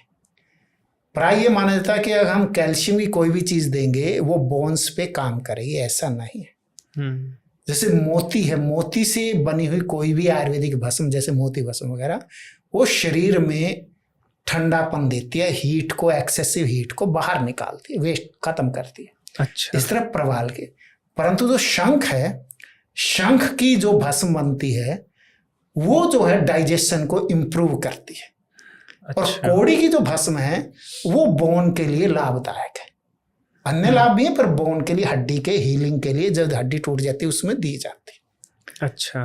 तो अब अगली बात आती है कि क्या ये भस्म हानि करती है? हाँ, अगर विचार पूर्वक ना दी जाए तो निश्चित रूप से हानि करेगी। जैसे लेड की भस्म है, नाग भस्म, नाग भस्म, नाग बोलते हैं लेड को आयुर्वेद में। अच्छा अच्छा। अब लेड सीधी सी बात है, हैवी मेटल है, पॉइजन। परंतु अगर आपने उसको जल्दबाजी में बना के और कर दिया तो वो गुण की बजाय दोष देगी। अच्छा, जैसे मैं उसका रियल एग्जांपल बताता हूं, नाम नहीं बताऊंगा यहाँ पे, परंतु एग्जांपल रियल है जी। एक बच्चे को जुवेनाइल डायबिटीज थी, जो बच्चों को डायबिटीज होती है, और उस डायबिटीज में क्या हुआ कि उसमें इंसुलिन ही दी जाती है। वो एक जगह पहुंचे आयुर्वेद वालों पे। अब आयुर्वेद में नाग भस्म मधुमेह के लिए रिकमेंडेड है। अच्छा। उस बच्चे को लगातार बड़ी क्वांटिटी में नाग भस्म थे और उसको लेड पॉइजनिंग हो गई, और उसको फिर जो है एम्स में ले जाया गया। एम्स का मैं पेपर पढ़ा था, वही इसीलिए बता रहा। और लेड पॉइजनिंग के लिए लेड चिलेटिंग एजेंट उसको देने पड़े। अब यहाँ पे दो गलतियां हुई। पहली बात तो जो लेड भस्म या नाग भस्म है, सीसा भस्म है, उसको अच्छी तरह बनाया नहीं गया था, क्योंकि कमर्शियल लेवल पे हम प्राइस फैक्टर को प्राइमरी देखते हैं। दूसरा बात यह है कि उसकी क्वांटिटी रिकमेंडेड से कई गुना दी गई। भस्म मतलब वही पाउडर? हाँ। अच्छा। उसको मतलब रिड्यूसिंग करके अलग अलग जड़ी बूटियों से रिड्यूस करके बनाया जाता। तो उसकी भी कुछ उसका लिमिटेशन है, आप लिमिट क्रॉस नहीं कर सकते। अच्छा। तो केवल आंख मूंद के आप दोगे भस्म तो वो हानि करेंगे। तो ये भस्म वैद्य खुद बनाते हैं या कंपनीज बना के दे रही? खुद बहुत कम बनाते हैं। अच्छा। सब मार्केट से लेते हैं। अच्छा। और मार्केट में भी एक बड़ा वर्ग है कंपनियों का जो आउटसोर्स करता है, और आउटसोर्स करने वाला जो बनाता है उसको, क्योंकि अगर आप पूरे प्रोसेस से बनाएंगे वही जो चीज आपको 1 किलो 100 रुपए की पड़ती है, वही चीज 500 की पड़ेगी या 1000 की पड़ेगी। तो अब उसका कोई ये तो तरीका है नहीं कि ये पूरे प्रोसेस से बनाई या अधूरे प्रोसेस से बनाई। तो हर एक आदमी शॉर्टकट मारता है। अच्छा। इसलिए जो भस्में हैं उसको विचार पूर्वक ना दिया जाएगा तो वो हानि करते। उसमें मेनली जो लेड, मरकरी वगैरह। अन्य ऐसी हैं जो प्राय हानि नहीं करती, जैसे लोह भस्म है, उसका सिर्फ एक ही है, कॉन्स्टिपेशन करती है और बड़ी कोई नुकसान नहीं करते। तो अगर इसको विचार पूर्वक दिया जाए, अब विचार पूर्वक कैसे दिया जाए? वही चीज, अगर आपने विचार कर लिया कि ये सही है, तो विचार पूर्वक कैसे दिया जाए उसका मैं एक एग्जांपल देता हूं जो लाइफ में एक से ज्यादा बार देखे। पैरालिसिस आप सबने देखा होगा। 2 तरह के पैरालिसिस होता है, एक एक्यूट होता है, आज अटैक आया, दूसरा होता है क्रोनिक। अच्छा। क्रोनिक है जिसको पैरालिसिस हो गया, रिकवर नहीं। अब इसके लिए आयुर्वेद में 2 दवाइयां दी जाती हैं। एक्यूट में हम देते हैं एकांगवीर रस और क्रोनिक में योगेंद्र रस। अच्छा। ये दोनों दवाइयां भस्म से ही बनी है। इसमें मतलब आप योगेंद्र रस अगर लोगे तो योगेंद्र रस में 90% से ऊपर भस्म है, केवल 10% ही अन्य चीजें हैं। एकांगवीर में 60% से ऊपर भस्म है बाय वेट। एकांगवीर में देखे देते ही जो है पैरालिसिस के अटैक को कंट्रोल कर देता 3-4 दिन बहुत अच्छी तरह। और क्रोनिक में जिसको हाथ या पैर में या जीभ में डैमेज है, उसमें योगेंद्र रस बहुत एक्सीलेंट, एक्स्ट्रा ऑर्डिनरी, मतलब एक्स्ट्रा ऑर्डिनरी से भी कुछ अलग कहें, जो सुपर इंस्टीट्यूशन में न्यूरो सर्जन द्वारा या न्यूरोलॉजिस्ट द्वारा ट्रीट नहीं हुए, वहां पे योगेंद्र रस ने रिजल्ट देखा है और अच्छा। बार बार देखा है, एक से ज्यादा बार देखा है। एक बार कहीं तो, और मेरा नहीं, जिन वैद्यों ने लिखा उन्होंने देखा है। तो ये कहना कि भस्म खराब है, नहीं जी, उसको देने का विचार, विधि और विचार खराब है और आपने प्रॉपर बनाई नहीं, इसलिए वो समस्या कर रही है। जैसे मैं आपको कोई भस्म दूं तो आप बता पाएंगे कि वो सही है कि नहीं? नहीं बता पाएंगे। नहीं, क्योंकि अभी तक उस पे बहुत ज्यादा कार्य नहीं हुआ है। विद इन लिमिट हुआ है, बहुत ज्यादा कार्य नहीं हुआ। हाँ, उस पे कुछ एक कार्य हुआ है, जैसे अब हम जो है इलेक्ट्रॉन माइक्रोस्कोप में उसके पार्टिकल साइज को देख लेते हैं और केमिकली कितनी बाउंड हुई, कितना उसमें फ्री मेटल रहेगा, इसको देख लिया जाता है। तो विद इन लिमिट हमारे पास है, पर अनलिमिटेड नहीं है। कार्य की इस पे जरूरत है अनुसंधान की। साथियों, मैं आशा करता हूं कि ये पॉडकास्ट आपको बहुत ज्ञानवर्धक लग रहा होगा। यदि आपके कोई सुझाव हैं, चाहे विषय को लेकर या किसी गेस्ट को लेकर, तो आप हमें जरूर कमेंट सेक्शन में बताइए। हम उस तरह के विषयों पर और उन तरह के गेस्ट को आमंत्रित करेंगे इस पॉडकास्ट पर। और इसके साथ साथ जो गेमिंग सेक्शन है वो केवल और केवल striking thought show YouTube channel पर जाता है, तो आप उसे सब्सक्राइब कर लें। संडे की सुबह आपको वो भी देखने को मिलेगा। और साथियों, जैसा कि मैंने बताया कि ये जो पॉडकास्ट है ये शिक्षणम द्वारा ही संभव हो पाया है। शिक्षणम पर हम अपने भारतीय दर्शनों को, उपनिषदों को और संस्कृत भाषा को बहुत अच्छे से सिखाते हैं और 1 साल के भीतर हमारे साथ 70,000 से भी ज्यादा स्टूडेंट्स जुड़ चुके हैं। और इस साल तो अमेरिका में वैदिक ज्ञान के लिए भारत का सबसे अच्छा प्लेटफॉर्म शिक्षणम को चुना गया है। तो यदि आप सनातन धर्म में रुचि रखते हैं तो आपके सीखने के लिए ये सबसे बेस्ट लर्निंग प्लेटफॉर्म है। आप एक बार जरूर जुड़िए, हमारा आपको पूरा सपोर्ट रहेगा। हर एक कोर्स में हम आपको फ्री डेमो वीडियोस देते हैं, क्विजेस देते हैं, नोट्स देते हैं। साथ में हमने अनलिमिटेड लाइव सेशंस की भी व्यवस्था की है, जो कुछ कोर्सेज में आ गई है, लेकिन अब सभी कोर्सेज में हम धीरे धीरे देने लगेंगे। और इसके साथ साथ आप Hyper15 कूपन कोड को यूज कर सकते हैं। इससे आपको हर एक कोर्स पर 15% का एक्स्ट्रा डिस्काउंट भी मिल जाएगा। ये कूपन कोड केवल हमारे हाइपरक्वेस्ट की जो ऑडियंस है, जो हमें इतना प्यार देती है, उनके लिए ही है। तो शिक्षणम की वेबसाइट और ऐप की लिंक आपको नीचे डिस्क्रिप्शन बॉक्स और कमेंट सेक्शन में मिल जाएगी। आप एक बार जरूर जुड़ें। आइए अब पॉडकास्ट को आगे बढ़ाते हैं। आपसे भी प्रश्न, जैसे आयुर्वेद की दवाओं पे कुछ जो आरोप लगते हैं, हमने संजय जी से जाना कि उसमें क्या हमें सावधानी बरतनी चाहिए। आपसे भी एक प्रश्न बनेगा। जैसे आपने, जब हम बात कर रहे थे हिस्ट्री की और वहाँ से मैं एक प्रिंसिपल पता चला कि लाइक क्योर्स लाइक, तो वहाँ पे आपने फिर बताया था एक मेडिसिन थी जो वेनम से बनी है। तो फिर डाइल्यूशन की बात हुई और ये जो डाइल्यूशन पे आज चर्चा चलती है कि इतना डाइल्यूट कर देते हैं, जो 200C की बात होती है उस पर आरोप लगता है कि उसमें तो होंगे ही नहीं, एटम्स या मॉलिक्यूल्स भी नहीं होंगे उस दवा के, तो वो कैसे काम करती है? मतलब ये प्रश्न रिसर्च मतलब जो साइंटिफिक टेम्परामेंट पे पूछे जाते हैं, तो वो मैं भी पूछूंगा क्योंकि मुझे भी आपसे जानना है। क्योंकि ज़्यादातर यहाँ पर मैं देखता हूँ कि कुछ बातें ऐसी होती हैं जो समझ में नहीं आती हैं, तो आपसे मैं जानना चाहूँगा कि इस पर आपकी क्या राय है या कुछ रिसर्च है? होम्योपैथी पे बहुत क्रिटिसिज्म है कि ये काम भी करती है या ये सिर्फ और सिर्फ प्लेसिबो है। क्या ये सिर्फ और सिर्फ अल्कोहल है या एक्चुअल में काम करती है? इतना डाइल्यूशन में कितना ही काम कर जाएगी, राइट? यहाँ पर मैंने ये ऑब्जर्व किया और क्लिनिकल प्रूविंग हो भी चुकी है कि होम्योपैथी मेडिसिन्स को पानी में डाला गया, ऐसे पानी, ठीक है, और उन पानी को नैनो टेक्नोलॉजी द्वारा देखा गया। उस पानी का आकार बदल गया। दैट मीन्स अगर मैं एक मेडिसिन डाल रही हूँ, उसका आकार बदला, दूसरी का अलग आकार था। हर मेडिसिन का एक अलग आकार था। ये स्टडीज जब बाहर आई तो देखा कि nano technology and nano particles द्वारा we can deduce that homoeopathy काम करती है। एंड मैं आपको ये भी बता दूं, एल्बर्ट आइंस्टाइन ने बहुत पहले बोला था, और मैं ये कहते हैं ना, दिमाग और दिल से बांध के रखती हूँ, the future of medicine will be frequency medicine. Homeopathy is a frequency medicine. It acts on the basis of frequency. क्यों फ्रीक्वेंसी? क्योंकि हमारे फाउंडर ने एक law of vital force week के बारे में भी बताया था, थ्योरी ऑफ वाइटल फोर्स के बारे में। उन्होंने बताया कि हमारी बॉडी में, जैसे आप इम्यूनिटी बोल लेते हो, आप इनर सेंस बोल लेते हो, वेलबींग बोल लेते हो, हम उसको वाइटल फोर्स बोलते हैं। वाइटल फोर्स एक ऐसा फोर्स होता है जो आपकी बॉडी को अलाइव रखता है और स्वस्थ रखता है। ये ना दिखता है, ना आप इसको फील कर सकते हो, ना ये कोई सिम्टम शो करता है वैसे, बट तो फाउंडर ने बोला कि हमें कोई मेडिसिन ऐसी क्रिएट करनी चाहिए जो ना दिखे, जो इंटरनली स्वस्थ भी बनाए और कहीं ना कहीं इंसान को फील ना होते हुए भी विद जेंटल मैकेनिज्म वो ठीक भी हो। दैट इज वाई होम्योपैथी में डाइल्यूशंस बनी और कहीं ना कहीं वो आप जो मीठी गोलियों की बात करते हो वो बने, क्योंकि मीठी गोलियों के द्वारा एक जेंटल ट्रांसमिशन ऑफ मेडिसिन है। मैं कौड़े सिरप्स नहीं दे रही, मैं कड़वे चीजें नहीं दे रही, मैं कोई हार्मफुल चीजें नहीं दे रही, मैं उसको डाइल्यूट करके सेव कर रही हूँ। Law of simplex, law of similia, ये लॉ ऑफ मिनिमम, ये सारी बताती हैं, कार्डिनल प्रिंसिपल्स होते हैं होम्योपैथी में, जो ये बताते हैं कि होम्योपैथी मेडिसिन कैसे दी जाए। लॉ ऑफ मिनिमम का क्या मतलब है?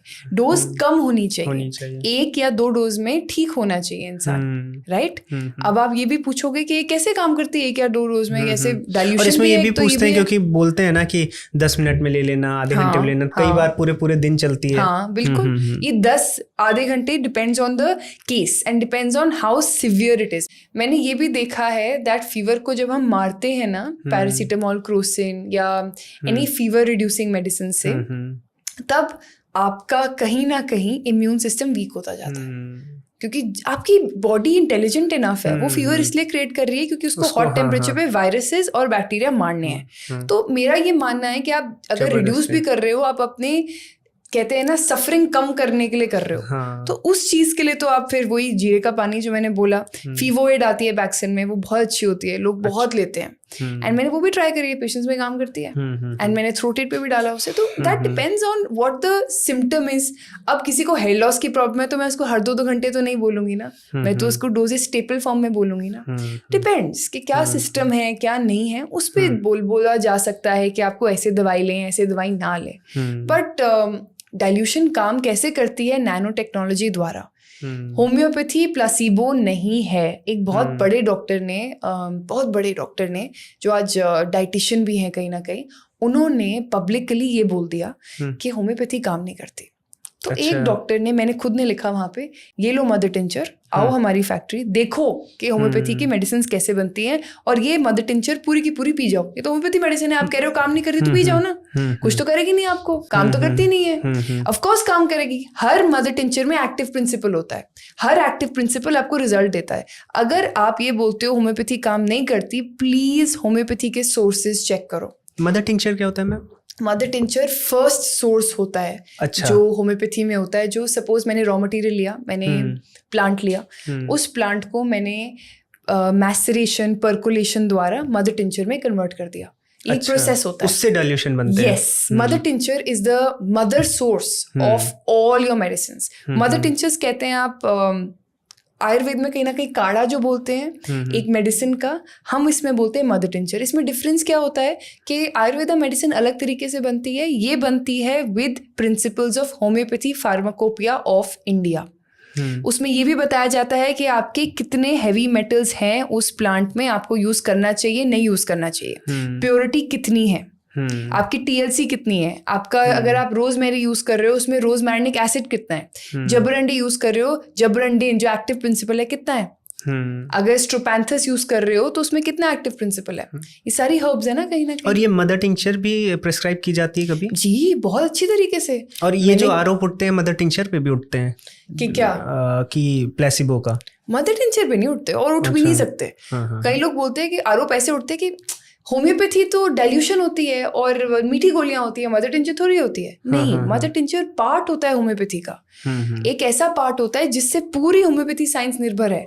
आज मेरे पास मदर टिंचर नहीं है, मैं उसको उस पर डाइल्यूशन नहीं बना सकती। दैट इज व्हाई आप हर क्लिनिक में जैसे जो क्वेश्चन उठ रहा है डाइल्यूशन पे, तो उसका आंसर मदर टिंचर से देना सही है क्या? कहीं ना कहीं सही भी है, but also nano technology is the future.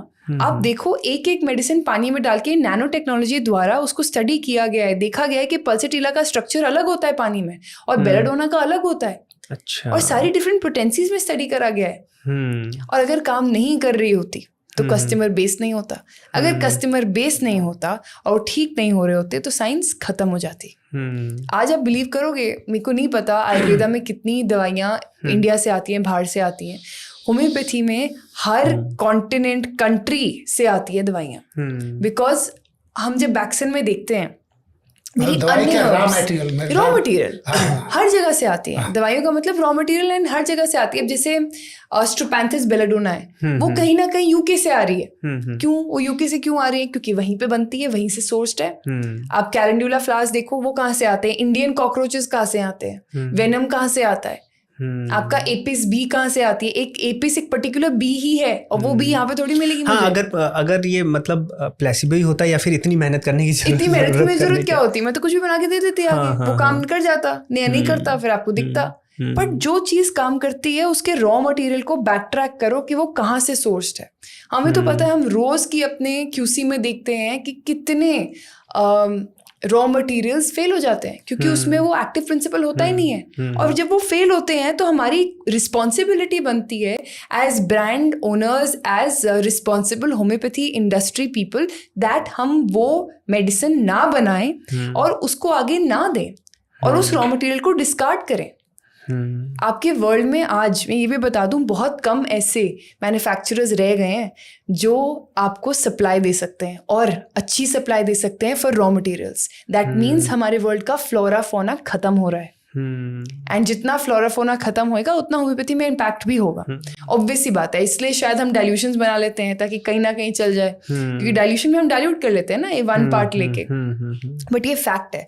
That is why greenhouse technology is something that we are working on at Baxon, कि हम अपने आप ही ये हर्ब्स ग्रो करें एंड हाइड्रोपोनिक हर्ब्स ग्रो करें, जो हम अपने आप यहाँ पे पानी द्वारा, सनलाइट द्वारा बनाएं, अच्छा न्यूट्रिशन हो, और फिर हम आगे यूज कर पाए। बिकॉज अगर कहते हैं ना पुराने जमाने में अपनी खेती अपना खाना, अपनी गायें अपना दूध, वो सिस्टम आई थिंक आज आना जरूरी है होम्योपैथी में, बिकॉज आपके हर्ब्स पैरामीटर्स पास नहीं कर रहे हैं। आपको पता है, जब मैंने अपने क्वालिटी पर्सन से इस हफ्ते बात करी थी बैक्सन में, उन्होंने मुझे एक चीज़ बोली। मैंने कहा आप HPI द्वारा सारी चीज़ें देखते हो, होम्योपैथी फार्माकोपी ऑफ इंडिया?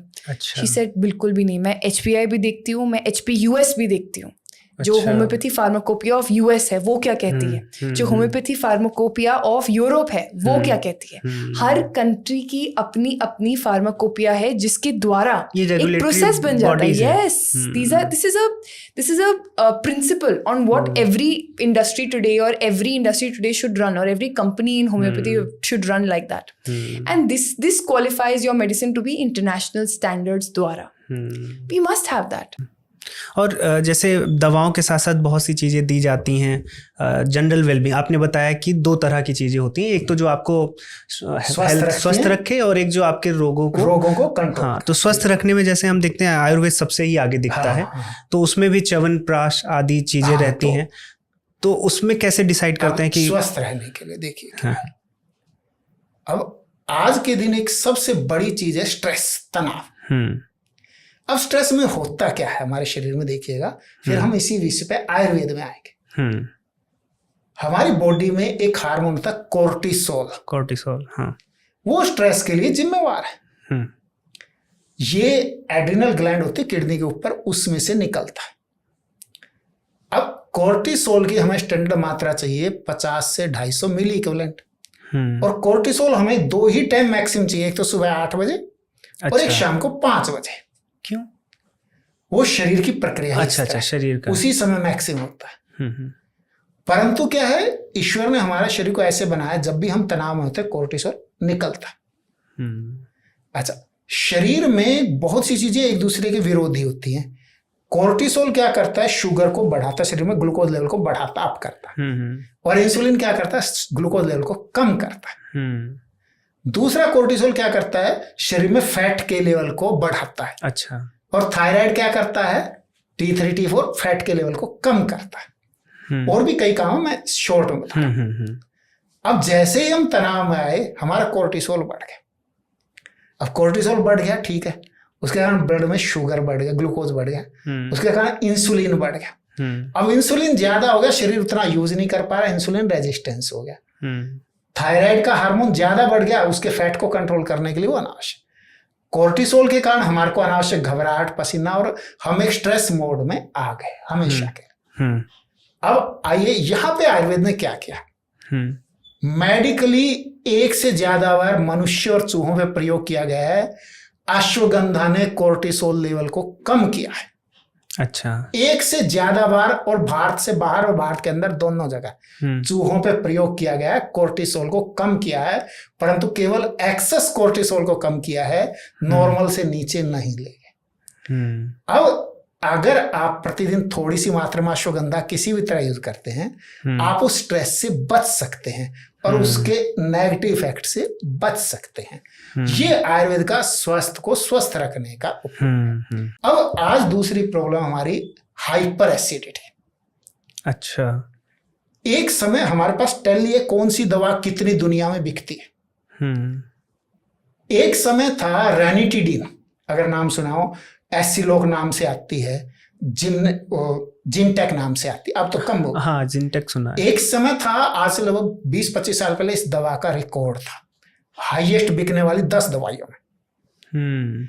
आज जो अगर आप डॉक्टर प्रेस्क्रिप्शन देखोगे, टोटल पेशेंट के 10% को एक दवा रिकमेंड की जाती है, ओमेप्राजोल, पेंटोप्राजोल, रेबिप्राजोल। अब ये दवा आदमी डेली लेता है सुबह खाली पेट, 10% पेशेंट में। अब इसके बहुत नेगेटिव साइड इफेक्ट है, पर एक बड़ा साइड इफेक्ट बताऊंगा, डिमेंशिया। अच्छा। भूल जाना। और ये डिमेंशिया प्रोमिनेंट दिखता है जब पेशेंट को आप किसी को एडमिट करते हैं और उसको ये anti ulcer proton pump inhibitor बोलते हैं इनको हम, इनको आपको इंजेक्शन से बड़ी क्वांटिटी में देना पड़ता है। तो उनमें डिमेंशिया एकदम स्पष्ट दिखता है। और हड्डी कमजोर होना, इम्यूनिटी कमजोर होना, क्योंकि आपने बैक्टीरिया तो मार दिए पेट के। अब यहाँ पे आयुर्वेद का रोल आ गया। हमारे हर एक के घर में एक चीज होती है, सिंपली लौंग, क्लोव। डेली की आप केवल 1 ग्राम लौंग, मैक्सिमम लिमिट है 1 ग्राम, डिवाइडेड डोज, मतलब 4 लौंग है, खाने के बाद या किसी भी समय चबा के खाइए, पीस के खाइए, किसी भी तरह खाइए। आपके हाइपर एसिडिटी को, अल्सर को उतना ही बैलेंस करेंगी जितना आपकी रेबिप्राजोल या ओमेप्राजोल या जो भी प्रोटॉन पंप इनहिबिटर वो कर रहा है, विदाउट जीरो साइड इफेक्ट। ये है आयुर्वेद की जो विशेषता, जो स्वस्थ को स्वस्थ रखना।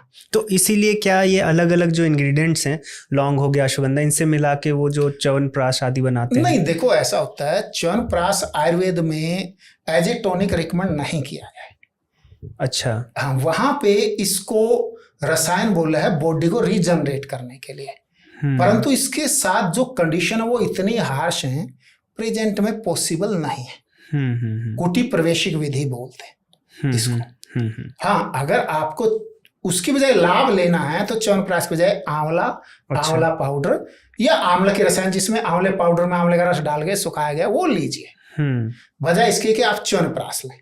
च्यवनप्राश में क्या problem? Chyawanprash, first of all, ज्यादातर च्यवनप्राश 60% शुगर है, एक बात। अच्छा। दूसरी बात यह है, उसका स्वाद को मेंटेन करने के लिए उसमें कड़वी जड़ी बूटियां हटा दी गई। अच्छा। हाँ, तो इसलिए वो गुण भी उतना नहीं आता। ठीक है। तीसरा ये है कि आप कमर्शियल लेवल पे बनाते हैं तो आप एक्यूरेसी, प्योरिटी, इन सब चीजों को बहुत कंप्रोमाइज करेंगे। मतलब वो जो हमारी आयुर्वेदिक पारंपरिक जड़ी बूटियां, वो उतनी च्यवनप्राश में नहीं है, उतनी नहीं है, क्योंकि उसके कारण स्वाद खराब होगा और खाने वाला लेगा नहीं। उसके लिए स्वाद बहुत इंपॉर्टेंट है। स्वाद के लिए फिर वो एक्सेस शुगर वगैरह। हाँ। अगली बात ये कि अगर आप च्यवनप्राश की बात देखें, जो पका हुआ आंवला प्रॉपर पका होता है वो आता है फरवरी में। अच्छा। जो आयुर्वेद में माघ मास में लिखा है। हाँ। अब हम च्यवनप्राश ले लेते हैं जी सितंबर अक्टूबर। अच्छा। अब सितंबर अक्टूबर में आप आंवला खाएंगे, वो बहुत कड़वा होता है, तो उसको कड़वाहट को दबाने के लिए बहुत ज्यादा शुगर कंटेंट होता है, इसलिए वो रिकमेंडेड नहीं है। अच्छी चीज है, परंतु उसको हमने व्यापारिक बनाने के चक्कर में उसको खराब कर। घर पे बना सकते हैं? घर पे नहीं बनाया, च्यवनप्राश बहुत जटिल प्रोसेस है। अच्छा। तो आपको उसके लिए आंवला पाउडर है, अश्वगंधा पाउडर है, लौंग है, दालचीनी, ये सब चीजें ले सकते हैं आप समय समय। अच्छा अच्छा। अभी जैसे संजय जी चर्चा कर रहे थे, और आयुर्वेद में हम हमेशा देखते हैं कि जो वेलनेस की चीज होती है, जहाँ पर ये होता है कि चूंकि पूरी लाइफस्टाइल ही आयुर्वेद एक बताता है, दूसरी मेडिसिन्स तो मोस्टली क्यूरेटिव होती हैं, पर यहाँ आयुर्वेद में हम प्रिवेंशन की बात करते हैं। हम कहते हैं सुबह जल्दी उठो, या ऐसे है बहुत सी ऐसी चीज़ें जो हमें बताई जाती हैं। हम होम्योपैथी से भी जानना चाहते हैं, ऐसी क्या कुछ वेलनेस के अलॉन्ग कुछ ऐसी चीज़ें हैं जो हमें दैनिक रूप से उन प्रोडक्ट्स को लेना चाहिए, या फिर उन दवाएं हैं, या फिर केवल जब हमें प्रॉब्लम हो तभी होम्योपैथी की तरफ देखना चाहिए?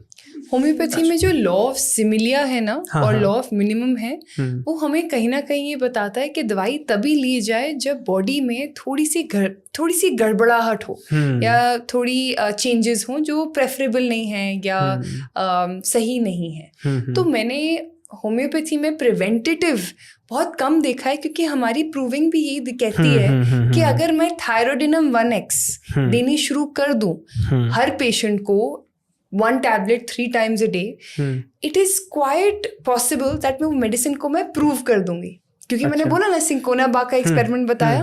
तो मैं प्रिवेंशन में तो तभी बोलूंगी, या तो घर में कि सबको कोविड है या फीवर है तो मैं उस टाइम पे बोल सकती हूँ हाँ प्रिवेंशन के लिए आप ले सकते हो, या सबको कोल्ड एंड कफ है, एक भाई को है तो बहन को ना हो जाए कोल्ड एंड कफ, उसके लिए मैं बोल सकती हूँ कि हाँ प्रिवेंशन है कि कहीं ना कहीं उसके छींकने से या चिकन पॉक्स में आपको प्रिवेंशन चाहिए। ऐसी कई मेडिसिन हैं, जैसे डेली के कोल्ड एंड कफ में जुकाम होना, खांसी होना, एक बहुत ही पेरेंट्स डर जाते हैं बच्चों के लिए, मेरे बच्चे को जुकाम हो रहा है आप मुझे इम्यूनिटी की मेडिसिन दो, खांसी हो रही है इम्यूनिटी की मेडिसिन दो। ये बच्चे को जो खांसी और जुकाम हो रहा है उसकी इम्यूनिटी तो डेवलप हो रही है, डेवलप कर रहा है। मैं कई बार पेशेंट को समझाती हूँ आप इम्यूनिटी का कुछ दे दो, अगर मैं कोई इम्यूनिटी का बना के कुछ दे दूँ उसका एडवर्स इफेक्ट होगा। Immunity has to be developed naturally, it can't be developed overnight with any medicine, be it allopathy, homeopathy or ayurveda or even naturopathy. But what we can do in homeopathy is एक आती है vaccine की B22 drops, मैं काफी देती हूँ। अच्छा, क्योंकि इसके रिजल्ट्स हैं कोल्ड में, पॉलिप्स में, स्नीजिंग में, राइनाइटिस में। और एक आती है प्रिवेंशन में, अगर आपको देनी ही देनी है बट ओनली व्हेन आसपास किसी को, ये नहीं कि अब मेरा बच्चा स्कूल गया है तो मुझे लगेगा कि उसको हो जाएगा तो मैं दे दूंगा, वो गलत है। प्रिवेंशन भी आजकल पेरेंट्स की कुछ ज्यादा ही हो रही है, जिसकी वजह से बच्चे कहीं ना कहीं अपना बचपन भूल रहे हैं। मिट्टी में नहीं खेलना, आईपैड दे देना, नहीं बाहर का पानी नहीं पीना, हम सब कैसे पले बड़े हुए हैं, उससे काफी फायदेमंद हमें आज हमारा इम्यून सिस्टम रेजिस्टेंट है कि कोई भी इन्फेक्शन आती है हमें रेजिस्टेंस है अपने में कि पार हो जाएंगे। B33 में देती हूँ कॉफ में ड्रॉप्स, यही वैक्सीन की B33 आती हैं। तीसरी चीज मैं देती हूँ प्रिवेंशन में थ्रोट एड। देखो गले से कई साइंसेस में लिखा है और मैं तो मानती हूँ गले से इन्फेक्शन आती है। आपके जो यहाँ पे सोल्जर्स होते हैं वो उसको हम बोलते हैं टॉन्सिल्स, जब वो इन्फ्लेम हो जाते हैं हम बोलते हैं टॉन्सिलाइटिस। मेडिकल बुक में पढ़ोगे ना, लिखा है first soldier of immune system is tonsils.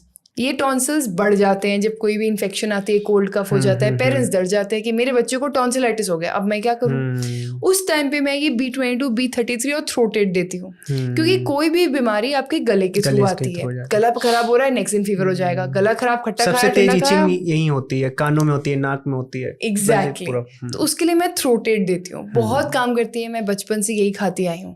And मैं mind you, I am a patient of allergic rhinitis in my childhood. मुझे हर सीजन में फ्लू होता ही होता था, हर विंटर में ईयर पेन, फ्लेम होती थी, और आज मैं बिल्कुल ठीक हूँ बिकॉज मैंने उन मेडिसिन का सहारा लिया। और कहीं ना कहीं मैं आज भी बोलूँगी, ऐसे अन्य पेशेंट हैं जिन्होंने अस्थमा के लिए पंप लिया, हमने उनका पंप कम कर दिया, धीरे धीरे टेपर ऑफ करके अब हम सिर्फ उनको होम्योपैथी पे रखते हैं। थायराइड है, थायराइड में मैं क्या देती हूँ, थायरोडिनम 3x, उसको मैं क्या करती हूँ 1 टैबलेट 3 times a day देती हूँ, ठीक है। और बाकी भी मेडिसिन देती हूँ, बट ये तो देती हूँ। और अगर वो थायराइड की मेडिसिन थायरोनॉम ले भी रहा होता है ना, उससे क्या होता है, उसका थायरोनॉम धीरे धीरे 75 mg से 25 आता है, फिर 10, फिर और कम। उससे क्या होता है कि उसकी एलोपैथी के साइड इफेक्ट्स नहीं आते। ऐसे पेशेंट हैं जो मैंने देखे हैं, वो आए मेरे पास, कहते हैं हम तो कितने सालों से थायरोडिनम 3x खा रहे हैं और वही वैक्सीन खा रहे हैं, क्योंकि और इससे मेरा थायराइड नहीं बढ़ा। तो जब मैंने उनका खुद का रिजल्ट देखा तो मेरे को रियलाइज हुआ कि एक 70 साल की लेडी अगर थायरोडिनम 3x खा रही है और बोल रही है मेरा थायराइड कंट्रोल में है, तो why can't we say that हम थायराइड ट्रीट कर रहे हैं विद होम्योपैथी। मैंने डायबिटीज़ का केस बताती हूँ। मेरी जो गॉड मदर है, उनका जो हस्बैंड है, उनको डायबिटीज़ डिटेक्ट हुई। डायबिटीज़ में मैं एक फॉर्मूला देती हूँ और मैं openly I can declare it. वो फॉर्मूला सिर्फ है 3 चीज़ों का मिश्रण, supplement, homoeopathy medicine and diet and lifestyle. So उसमें मैं क्या देती हूँ, सबसे पहले मैं सप्लीमेंट में देती हूँ वाइथीनिया के फूल, जो हम पनीर के फूल बोलते हैं, वाइथीनिया कोएगुलेंस, उसको मैं देती हूँ एज अ सप्लीमेंट। फिर मैं देती हूँ बैक्सन के डायबेट ड्रॉप्स, वो काम करते हैं। फिर अगर जरूरत पड़े तो मैं देती हूँ साइजीजियम जम्बोलाइनम मदर टिंचर, वो भी अगर जरूरत पड़े, क्योंकि डायबेट में 4-5 मिश्रण होती है मेडिसिन का। फिर जाके मैं डाइट एंड लाइफस्टाइल में बोलती हूँ कि ग्लूटेन, आटा कम करो, डेयरी थोड़ा कम करो और मिलेट्स पे आ जाओ, जो हमारे होल ग्रेन्स होते हैं, क्योंकि मिलेट्स को डाइजेस्ट करना थोड़ा सा डिफिकल्ट होता है, तो उसका जो डिस्चार्ज होता है ग्लूकोज का, वो थोड़ा लिमिट में होता है, स्पाइक नहीं करता। राइस स्पाइक करता है ना, एकदम भूख लगती है राइस के 2 घंटे बाद, वो स्पाइक होती है, राइट। मिलेट्स खाओ, ज्वार, बाजरा, रागी बहुत अच्छे होते हैं। एंड इस और हर बार अगर किसी को भी डायबिटीज है, खाना खाने के बाद 15 मिनट वॉक, सुबह वॉक, शाम को वॉक, और खाना खाने के बाद वॉक। ये मैं हर डायबिटिक पेशेंट को बोलती हूँ। And I can proudly tell you, diabetes सिर्फ रिवर्स नहीं हुई है, अब डायबिटीज वापस भी नहीं आई है। एंड वो पेशेंट्स इतने कैजुअल और इतनी अच्छी जिंदगी जी रहे हैं, वो सुबह उठते हैं, वो एक्सरसाइज करते हैं, लाइफस्टाइल चेंज है ना, जरूरत पड़ी होम्योपैथी ले ली, तो इसमें गलत नहीं हुआ ना कुछ, उनको साइड इफेक्ट्स नहीं हुए जो मेटफॉर्मिन के कभी कभी हो जाते हैं, इंसुलिन के हो जाते हैं। और इसमें मैम जब भी होम्योपैथी की बात आती है, अक्सर मेरे दोस्तों के बीच में या हम सेलिब्रिटीज से भी सुनते हैं, या मोस्टली जो होम्योपैथी की टोटल इमेज अभी बनी हुई है ये कि ठीक है, कुछ क्रिटिकल है, कुछ इमरजेंसी है, तो जो है अभी जो जनरल प्रोसेस है या जो मॉडर्न मेडिसिन जाते हैं। लेकिन जब कॉस्मेटिक्स की बात आती है, जब स्किन की बात आती है, जब हेयर्स की बात आती है, या फिर हम स्ट्रेस से जा रहे हैं, या कुछ ऐसी बातें जिसमें स्लो हीलिंग भी चलेगी, कोई ऐसी इमीडिएट प्रॉब्लम नहीं है, तो उसमें होम्योपैथी को देखा जाता है। तो होम्योपैथी में क्या इसको मतलब वेलनेस के लिए कुछ ऐसे प्रोडक्ट्स हैं कि हाँ आप स्किन पे डेली यूज़ कर सकते हैं, या फिर उसके लिए आप कुछ ले रहे हैं, या हेयर के लिए आप ले, क्योंकि आज तो यूथ के सबसे बड़ी मतलब एक टिप्स यही है कि हेयर होना चाहिए और आपकी स्किन क्लीन रहे, मतलब मोस्टली यही लोग सोचते हैं। तो होम्योपैथी में इसके क्या सोल्यूशंस हैं, कुछ हमारे दर्शकों को बताएं। हेयर की जब दिक्कत आती है, ऑफ कोर्स काफ़ी रीजंस की वजह से हेयर फॉल होता है। जब हम हेयर फॉल या हेयर थिनिंग या मेल पैटर्न बॉल्डनेस या फीमेल पैटर्न बॉल्डनेस की बात करते हैं, तब एक चीज़ मैंने कॉमन देखी थी इन सब में स्कैल्प में न्यूट्रिशन नहीं मिलता, बिकॉज वो तेल लगाने वाली आदतें खत्म हो गई। अभ्यंगा जो इतनी अच्छी प्रैक्टिस है, खत्म हो गई है आयुर्वेदा की, बहुत कम लोग यूज़ करते हैं, जो यूज़ करनी चाहिए मेरे हिसाब से। बट होम्योपैथी में हमने एक ऐसा प्रोडक्ट बनाया था जो मैंने खुद बनाया था। The only reason was that मेरे बाल नहीं थे आगे, यहाँ पे जो छोटे छोटे बाल है ना, ये दिख रहे हैं छोटे छोटे, ये वाले बाल नहीं थे, एंड बचपन से नहीं थे। एंड मेरी सिस्टर की शादी होने वाली थी 2022 में, तो मैंने कहा कि मैं बाहर इतने सीरम्स देख रही हूँ केमिकली बेस्ड एक्टिव्स के साथ, कोई ऐसा सीरम नहीं है जो एक्चुअल में सेफ हो, या कोई ऐसा मिस्ट जो बाल उगाए।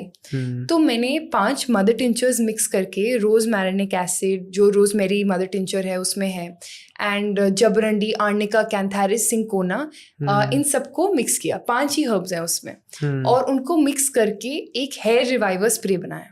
अच्छा। मैंने पहले अपने खुद के सर के ऊपर ट्राई किया, क्योंकि होम्योपैथी में लिखा है और सबको पता होएगा that physician is the best prover, charity begin from home. Yes, तो हमने शुरू किया, right, and charity begins from home. तो मैंने खुद शुरू किया कि देखते हैं अपने ऊपर फर्क पड़ता है नहीं पड़ता। फर्क पड़ गया, हेयर फॉल कम हो गया, बाल भी आ गए। एंड उसके बाद हमने ये सबके लिए निकाला कि सबके लिए अवेलेबल होना चाहिए, completely safe, there is no chemical in it, nothing. And इसकी वजह से हमें बहुत एज ए जनरेशन फायदा होगा, बिकॉज कहीं ना कहीं हमारे पास हर्बल चीजें होंगी दैट वी कैन यूज हमारे बालों के लिए, हमारी हेयर हेल्थ के लिए, क्योंकि मॉडर्न जनरेशन मॉडर्न तरीके ही अपनाएगी अब। इसमें मे बी आप आंसर ना करो, बट जैसे अभी हम देखते हैं बहुत ढेर सारे ऐड चलते हैं कि मेडिकल किट लीजिए 6 महीने में होगा, वो क्या, तो एज अ मतलब कॉम्पिटिटर स्टडी क्या है, कॉम्पिटिटर तो नहीं बोलूँगा कि आपका डायरेक्ट कंपटीशन हो, लेकिन ये है कि जब आप हेयर वेलबींग की बात कर रहे हैं तो और इंडस्ट्री क्या कर रही है, क्या उनके प्रोडक्ट ज़्यादा कारगर हैं? तो हमने क्या किया, हमारे पास जो पेशेंट आते हैं वो इन ब्रांड से मेडिसिन ट्रीटमेंट लेकर आते हैं। अच्छा। तो हम जब उनके रिजल्ट्स देखते हैं तो हम यही देखते हैं दैट कई चीज़ें बनी हुई हैं बट शायद अच्छे तरीके से नहीं ट्रीटमेंट हो रही, या कस्टमर सर्विस अच्छी नहीं है। लोगों को ठीक करना एक चीज़ होती है, बट कस्टमर या अपने पेशेंट्स को अच्छे से बात करना अलग बात होती है। उनको ट्रीट करना, उनकी सारे स्ट्रेस और वरीज को दूर करना। और मैं किसी को गलत सही नहीं बोलूँगी, बट मैं ये ज़रूर बोलूँगी कि your competition is with yourself. In the industry there will be 5 to 10 to 20 different brands that will come every year. हर साल एक नया ब्रांड आएगा, हर दूसरे साल एक नया प्रोडक्ट आएगा। हमारे हाथ में ये है, हम वो चीज़ें दें जो फ्यूचर की साइंस और ह्यूमंस को सेफ रखे। ये हमारा गोल है। और हेयर को लेके मुझे याद नहीं आ रहा, बायोटीन बोलते हैं क्या, उसका भी बहुत एक बीच में क्रेज आया था, या हो सकता है अभी भी हो, मैं उस पर इतना अपडेटेड नहीं हूँ। तो बायोटीन भी क्या कुछ हेल्प करता है? बायोटीन एक नेचुरल कहते हैं ना, एक विटामिन है आपकी बॉडी में ऑलरेडी प्रेजेंट। अब ज्यादा मात्रा में लोगे तो कहीं ना कहीं वो इल इफेक्ट भी करेगा। अच्छा, तो इसलिए ऐसे कॉम्पोजिशंस देखो जिसमें सही मात्रा में सारी कॉम्पोजिशंस है। विटामिन डी ले लो एक्स्ट्रा, प्रॉब्लम होगी ना होगी। It's a fat soluble vitamin, ADEK। You are not suppose to take vitamin ADEK too much और विदाउट डॉक्टर्स प्रिस्क्रिप्शन, बिकॉज अगर आप प्रिस्क्रिप्शन के बगैर लेते हो और वो ज्यादा हो जाता है, वो तभी जाएगा आपकी बॉडी से जब आपकी मृत्यु होगी। अच्छा, ये आपके यूरिन से नहीं निकलेगा। डी की टैबलेट्स तो मिलती हैं, बट लोगों को तभी मैं बोलती हूँ आप टेस्ट कराओ। यस, टेस्ट कराओ, ऐसे मत ले लो। हाँ, आप बोलिए। देखिए, आज एक बहुत बड़ी प्रॉब्लम है नींद ना। अब मेरे को नींद नहीं आ रही तो मैं गया साइकेट्रिस्ट पे। साइकेट्रिस्ट ने कहा आप डायजेपाम लिख दी और मैंने शुरू कर दी। 6 महीने बाद मैं दोबारा गया जी, मेरे को नींद खत्म हो गई दोबारा। उन्होंने जो 1 टैबलेट ली गई थी वो 2 कर दी, 2 की 3 कर दी। अब नई समस्या, मैं सारा दिन उबासी ले रहा हूँ, normal day to day life नहीं है और सारी प्रॉब्लम है। अब आप होम्योपैथी में इस चीज में मेरी हेल्प कैसे करोगे? मैं सबसे पहले, अगर आप मेरे पास आओगे, कल का पेशेंट है, कल का रिजल्ट बताती हूँ। मैं सबसे पहले क्या दूंगी, 5 फ्लावर रेमेडी और पैसीफ्लोरा मदर टिंचर को मिक्स करूंगी और मैं वो आपको दूंगी। अब ये मैं मिक्स क्यों कर रही हूँ, क्यों मैं आपको बोलूंगी पैसीफ्लोरा मदर टिंचर और 5 फ्लावर रेमेडी दोनों ही वैक्सीन पे आती हैं, आप दोनों की 10 बूंदे लो। कैसे दूंगी, 8 बजे, रात के 9 बजे 10-10 बूंदे, ठीक है।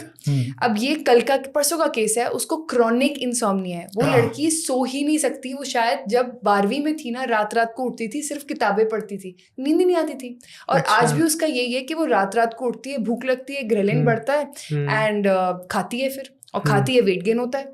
तो वो तंग आ गई है, वो कहती है मैं सुबह एनर्जी के हिसाब से उठ ही नहीं सकती। तो मैंने उसको ही दिया और मैंने उसको यही ड्रॉप्स दिए हैं। एंड जब मैंने उसको ये ड्रॉप्स दिए हैं, वो कहती है, नेक्स्ट दिन की बात है, उसने बोला तान्या मैं 8 घंटे सोई हूँ, मैं एक बार ही नहीं उठी हूँ एंड मैं सुबह इतना फ्रेश फील कर रही हूँ। मैंने कहा मेरा पेशेंट ठीक होने को आ गया है, अब मैं उसकी डोज कम कर दूंगी। राइट, अब मैं उसको मिनिमम डोज पे रखूंगी कि जब तुम्हें जरूरत लगे, ठीक हो रहे हो, ठीक जैसे जैसे ठीक हो रहे हो, अपनी डोज टेपर ऑफ कर दो। तो जैसे कहते हैं ना, अपनी दूसरी दवाई फॉर मॉडर्न मेडिसिन में कोई साइड इफेक्ट ना हो, taper off leads to no side effects. अगर मैं उसे वही डोज लाइफ लॉन्ग उसी कंडीशन में बराबर देती जाऊं, मैं तो प्रूविंग कर रही हूँ। नहीं, ये भी हो सकता है बाद में काम भी ना करे, बॉडी यूज्ड टू हो जाए। हाँ, मेरे को फिर 4 और मिलानी पड़े। कहीं होता है, कई बार क्या होता है, आपके पास ऐसे पेशेंट आते हैं, डायबिटीज, थायराइड और इंसोम्निया और ऊपर से 4 और बीमारियां, और फिर आपको पता लगता है कि इंसोम्निया कहीं ना कहीं एक मॉडर्न मेडिसिन का कहीं ना कहीं एक साइड इफेक्ट है। अब मैं उसको कैसे हटाऊं? तो मुझे तो उसमें पैलिएशन करनी पड़ेगी ना, थेरेप्यूटिकली देना पड़ेगा। मैं तो कुछ कर ही नहीं सकती उसमें। मैं तो उसमें दे दूंगी, उसको नींद आ जाएगी, बट जब तक वो सारी बीमारियां नहीं छोड़ेगी, ठीक ही नहीं होगी। अनदर पेशेंट स्टीरॉइड ले रहा था एंड उसको प्रॉब्लम थी स्वेलिंग की।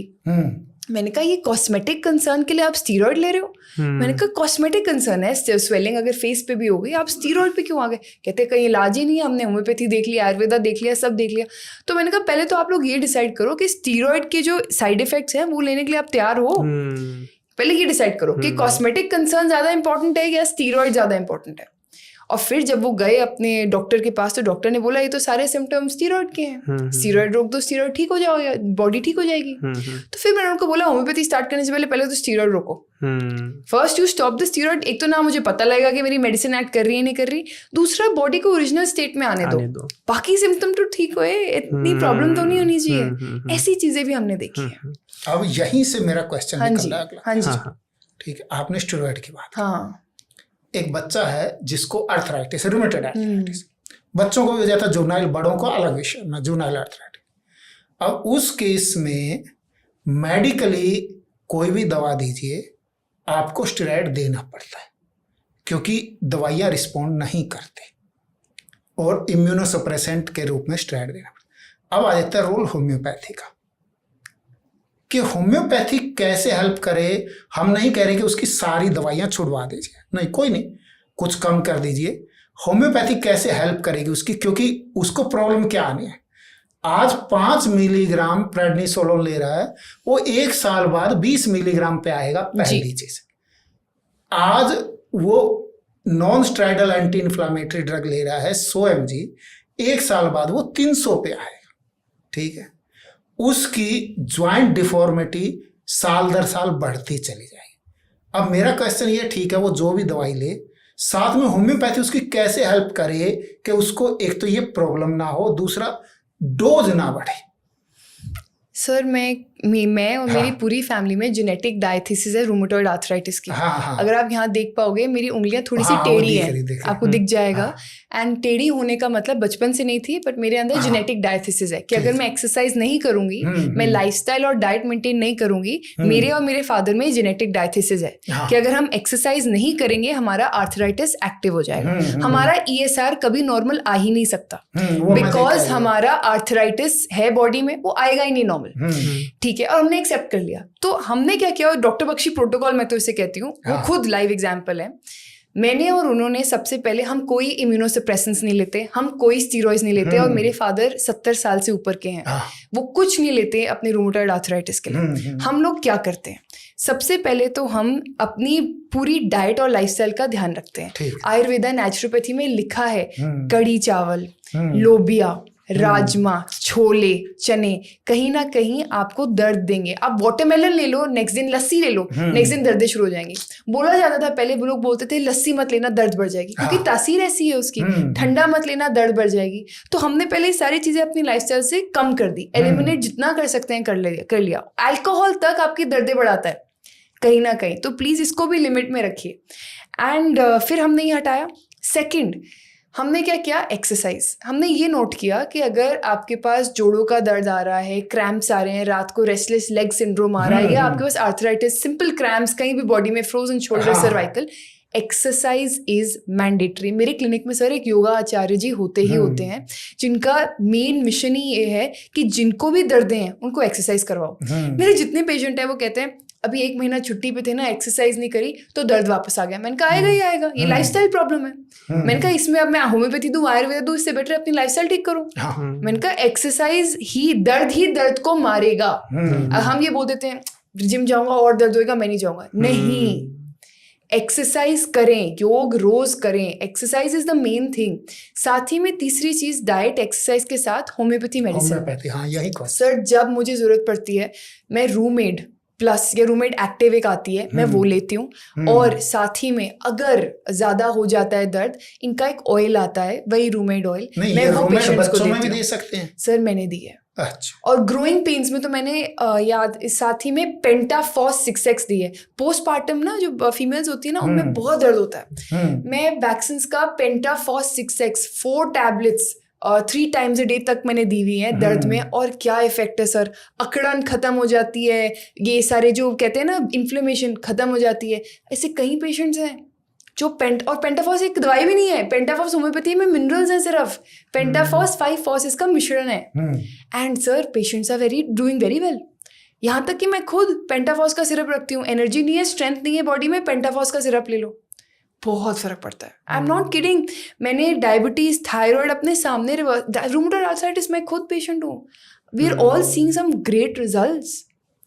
इवन मैं बोलूँगी कोलेस्ट्रॉल में अगर आप डाइट एक्सरसाइज ठीक करो, और स्ट्रेस, जो सर ने बोला वो बहुत अच्छा बोला, जैसे जैसे कोलेस्ट्रॉल बढ़ता है ना, आपका कहीं ना कहीं फैट डिपॉजिट्स एंड कोलेस्ट्रॉल भी बढ़ेगा। तो अगर आप सात्विक डाइट भी ले रहे हो ना, जहाँ पे 1 बूंद तेल की नहीं है, 1 बूंद किसी घी की नहीं है, या किसी भी चीज़ की जो फैटी है नहीं है, आप स्ट्रेस ले लो, आपका कोलेस्ट्रॉल लेवल देखो कहाँ जाएगा। आप लिटरली देखो, जिन लोगों को स्ट्रेस होता है उन्हीं लोगों में कोलेस्ट्रॉल ज्यादा होता है। आपको मील्स में कोलेस्ट्रॉल ज्यादा दिखता क्यों है? लाइफस्टाइल स्ट्रेस ज्यादा है। आपको उन्हीं लोगों में गॉल ब्लैडर स्टोन्स क्यों दिखते हैं जो खाते ज्यादा है, जिनमें कोलेस्ट्रॉल बहुत ज्यादा होता है। क्यों? बिकॉज ये डाइटरी इश्यूज हैं, ये डाइट प्रॉब्लम्स हैं। और ये एक साइकिल है, मतलब आप जैसे बताइए स्ट्रेस हुआ, कॉर्टिसोल आया, उसने अगेन उसके और सिम्टम्स दिए, फिर भी स्ट्रेस को, और तो ये तो एक साइकिल हो गई। मतलब कि इसकी बॉडी मैकेनिज्म नहीं है क्या स्ट्रेस की? सर हम कलयुग में जी रहे हैं। अच्छा। कलयुग में जीने का एक बहुत अच्छा तरीका ये था जो आप सबने पढ़ा होगा, अगर आप सबने गीता पढ़ी है, उसमें यही लिखा था कि कलयुग में जीने का एक ही तरीका है, आप भगवान से सबसे पास हो। Ground your self. Ground your self का मतलब है रोज सुबह वॉक करना जरूरी है, शाम को नहीं। शाम को वही इफेक्ट इल इफेक्ट देगा। Do it in the morning. शाम को जो एक्सरसाइज करते हैं, you are leading your body to a heart attack. कुछ लोग तो यहाँ रात में 11-11 बजे भी करके आ रहे हैं। हॉरिबल। अब आप बोलोगे आईपीएल प्लेयर्स तो रोज जॉगिंग करते हैं, रोज 11-12 बजे खेलते हैं, 1-1 बजे आते हैं। आप जितना बॉडी के अगेंस्ट जाओगे ये चीजें प्रॉब्लम करेंगी। आईपीएल प्लेयर्स के पास 100 ऐसे डॉक्टर्स हैं, थेरेप्यूटिक्स हैं, मैनेजर्स हैं जो उनकी हेल्थ देखते हैं, मॉनिटर करते हैं, उनको उतनी घंटे की स्लीप भी देते हैं फिर। और लेट नाइट एक्सरसाइज का नींद पे भी कुछ फर्क पड़ता है। डेफिनेटली। आप कॉर्टिसोल बढ़ा रहे हो, सर ने बोला तो सही, आप फिजिकली कॉर्टिसोल एक्सरसाइज करके बढ़ा रहे हो, स्लीप पे इफेक्ट होगा। आप पशु पक्षी कभी रात को चींची करते देखे हैं? नहीं देखे ना। कभी देखा है रात को एक्टिविटी हो रही है नेचर में? नहीं देखी। तो हम क्यों नेचर के अगेंस्ट भाग रहे हैं? और मैंने ये भी देखा है, कल परसों न्यूज आई, 27 साल का कोई बहुत बड़ा यूट्यूबर था जिसकी मौत हो गई। क्यों? Cardiac open heart surgery. 27 साल में open heart surgery, YouTuber, and उसमें डेथ हो गई ओपन हार्ट सर्जरी में। मैं एलोपैथी के अगेंस्ट नहीं हूँ, मैं आयुर्वेदा के अगेंस्ट नहीं हूँ, मैं किसी साइंस के अगेंस्ट नहीं हूँ। मेरे को लगता है सारी साइंसेस एक साथ बहुत अच्छी हैं, बट कहीं ना कहीं ये एक्टिविटीज जो है ना, ये बहुत गलत है। और जो आपने शाम को वॉकिंग की बात की, तो वो जो नॉर्मल वॉकिंग होती है आफ्टर फूड या आपने डिनर के बाद, आफ्टर फूड इज 15 मिनट्स। वो अपने कॉरिडोर में ही चल लो, घर में ही चल लो थोड़ा सा। हाँ, बाकी वो जो लोग सोचते हैं कि अब पूरा दिन का काम हो गया, अब चलो 1 घंटे में वॉक कर लेता हूँ। अगला क्वेश्चन, ठीक है। अब देखिए क्या होता है, छोटे बेबी होते हैं 2 महीने, 3 महीने, 4 महीने के। जल्दी क्या होता है, इस तरह की एज में एक कॉमन चीज होती है नाक रुकना और स्नीजिंग और इस तरह इफेक्ट। और रात को हो गए, मम्मी फटाफट उठाती पापा को, चलो डॉक्टर के पास। अब डॉक्टर क्या करता है, नाक पे एक इनहेलर देता है, चाहे साल्बुटामोल हो, चाहे कोई लेवोलिन हो, हाँ, कुछ ना कुछ देता है। उसके साथ एक और चीज करता है वो, बिना बताए एक सिरप देता है जिसमें प्रेडनिसोलोन होता है। क्योंकि मम्मी कहती है चुटकी बजाते ही आराम चाहिए हमारे को। बहुत गलत है ना ये सर। हाँ, तो अब मेरा कहना ये है कि एक होम्योपैथ कैसे समझाए उसको, मम्मी को, कि भाई ये आप बेवकूफ़ी कर रहे हैं, चुटकी बजाते आराम ना करें। डॉक्टर नहीं समझाएगा, क्योंकि डॉक्टर को ये है कि भैया दूसरे डॉक्टर पे चला जाएगा। मॉडर्न मेडिसिन डॉक्टर क्यों करेगा? पर एक होम्योपैथ का उद्देश्य है। तो क्या मतलब इसको कैसे टैकल किया जाए कि मैजिक इफेक्ट जैसी चीज़ें खराब होती? सर मेरे क्लिनिक में लास्ट 2 वीक्स पहले एक लेडी आई थी 2 ट्विन्स लेके। हाँ। और उन बच्चों को आदत थी कि हर 15 दिन में वो लेंगे ही लेंगे इनहेलर। और उनको ये आदत थी कि इनहेलर लेना है, एंटीबायोटिक लेना है, इनहेलर लेना है, एंटीबायोटिक लेना है। तो उसके बाद मैंने क्या किया, उनको होम्योपैथी दवाई दी। होम्योपैथी दवाई 1 दिन दी होगी, उसके नेक्स्ट दिन अटैक आ गया। मैंने कहा इतनी जल्दी होम्योपैथी एक्ट नहीं करेगी। आप मत सोचो कि आपने आज दवाई ली और कल बच्चे को स्नीजिंग खत्म। मैंने कहा लॉ ऑफ नेचर क्या है, एक पौधा कितना टाइम लेता है पूरा का पूरा पेड़ बनने में, राइट? इसको डिजीज कोर्स को चलने दो। एक कोर्स होता है बॉडी का भी, हीलिंग का। अगर आप उसमें सप्रेसेंट्स डाल दोगे, आप हीलिंग के मैकेनिज्म को डिस्ट्रॉय कर रहे हो। तो मैंने तो पहले तो उससे बोला कुछ भी हो जाए आपको एंटीबायोटिक्स नहीं देनी। आप प्रेशर में आ रहे हो, आपको सिट्रिजिन देनी है, मॉन्टेड देनी है, आपको कुछ भी देना है, आप एंटीबायोटिक्स नहीं दोगे, क्योंकि आपको पता ही नहीं है बैक्टीरियल है वायरल है। आप दे जा रहे हो, उसकी बॉडी का सारा बैक्टीरिया खत्म कर दिया अच्छा वाला, राइट? तो अब मैंने क्या किया, उसको होम्योपैथी पे डाला, होम्योपैथी पिल्स पे डाला, होम्योपैथी SOS भी दी कि बच्चों को कोल्ड कॉफ हो, पानी में डालो, पिल्स ऐसे दो, सब कुछ दिया। राइट उसके बाद अभी उसको अटैक पड़ गया 2 दिन बाद। अब मैंने क्या किया एक्यूट में, मैंने उसको बोला आपने इनहेलर, कहती मैंने इनहेलर दे दिया है। मैंने कहा किसी को पूछ के दिया? कहती नहीं मैंने दे दिया, उसको थोड़ी खांसी हुई थी मैंने दे दिया, घर में ही रखा था। हाँ घर में ही रखा था। तो मैंने कहा ठीक है अब तो आपने दे दिया। कहती मैं एंटीबायोटिक्स लेने जा रही हूँ। मैंने कहा वहीं रुक जाओ। मैंने कहा एंटीबायोटिक्स तो नहीं जाएंगी। मैंने कहा आपको मैनेज करना है आप एलोपैथी से मैनेज कर लो। मैंने कहा मुझे चाहिए टाइम, और होम्योपैथी टाइम इससे लगाएगी because law of nature is also law of homeopathy. अगर मैं यहाँ पे इम्यूनोसप्रेसेंट लेके पेन कम कर रही हूँ, कहीं ना कहीं I am also damaging my body. Sir periods के टाइम पे लड़कियों को आदी हो गई है पेन किलर लेने की। हाँ, ये नॉर्मल प्रैक्टिस हो गया। मैं आपको क्लिनिकली प्रूवन ये चीजें बता सकती हूँ। जो लड़की एक्सरसाइज करेगी डेली, जॉगिंग, रनिंग, योग, स्ट्रेचिंग, साथ ही में डाइट अच्छी खाएगी जहाँ पे ग्लूटेन, प्रोसेस्ड फूड कम होता है, उसका पेन बहुत कम होगा। सर मैं खुद बहुत बड़ी एग्जांपल हूँ यहाँ पे, and I have really seen the way women have improved their health, menstrual health। मैं उसमें क्या देती हूँ menstrual health में? मैग्नीशिया फॉस 6x और मैं देती हूँ B31 ड्रॉप्स। ये देती हूँ पीरियड पेन ठीक होता है। तो साथियों इस चर्चा को आगे बढ़ाएंगे। बहुत सफल चर्चा लग रही है, बहुत सी चीज़ें हमें जानने को मिल रही है आयुर्वेद से भी और होम्योपैथी से भी। हम एक लेंगे छोटा सा ब्रेक और फिर उसके बाद इस चर्चा को कंटिन्यू करेंगे। तो साथियों इससे पहले कि हम पॉडकास्ट के एंड की तरफ बढ़ें, कुछ टीममेट्स हैं हमारे जो प्रश्न पूछना चाहते हैं हमारे एक्सपर्ट से। तो अब टीम के कुछ प्रश्न होंगे। सबसे पहले तो वी आर वेरी थैंकफुल कि हमें आपसे इतना सारी चीज़ें जानने को मिली। मेरा क्वेश्चन है कि किसी पर्सन की अगर वीक आई साइट है तो इज़ इट पॉसिबल कि वो ठीक हो सकती है, क्योर हो सकती है, या फिर ये एक मिथ है कि एक वीक आई साइट सही हो सकती है? क्योंकि हम यूट्यूब पे बहुत सारे वीडियोस देखते हैं, ये एक्सरसाइज कर लो, ये योगा कर लो, ये खा लो तो सही हो जाएगी, बट क्या ये पॉसिबल है? और अगर है तो फिर कैसे, मतलब एक पर्सन कैसे क्योर कर सकता है? आप पहले आइए सर। इसमें मैं जोड़ दूंगा कि सुबह हरी घास पे चलना, ठंडे पानी से आंख पे मारना, वो सब चीजें बहुत छोटी सी। मैं फटाफट 2 आंसर देता हूँ। एक, क्या कोई साइंटिफिक एविडेंस आया है? आयुर्वेद में एक जड़ी बूटी होती है निर्गुंडी, अब उसको आंखों के लिए बहुत गुणकारी होता है। अब चूहों पे एक प्रयोग किया गया निर्गुंडी का।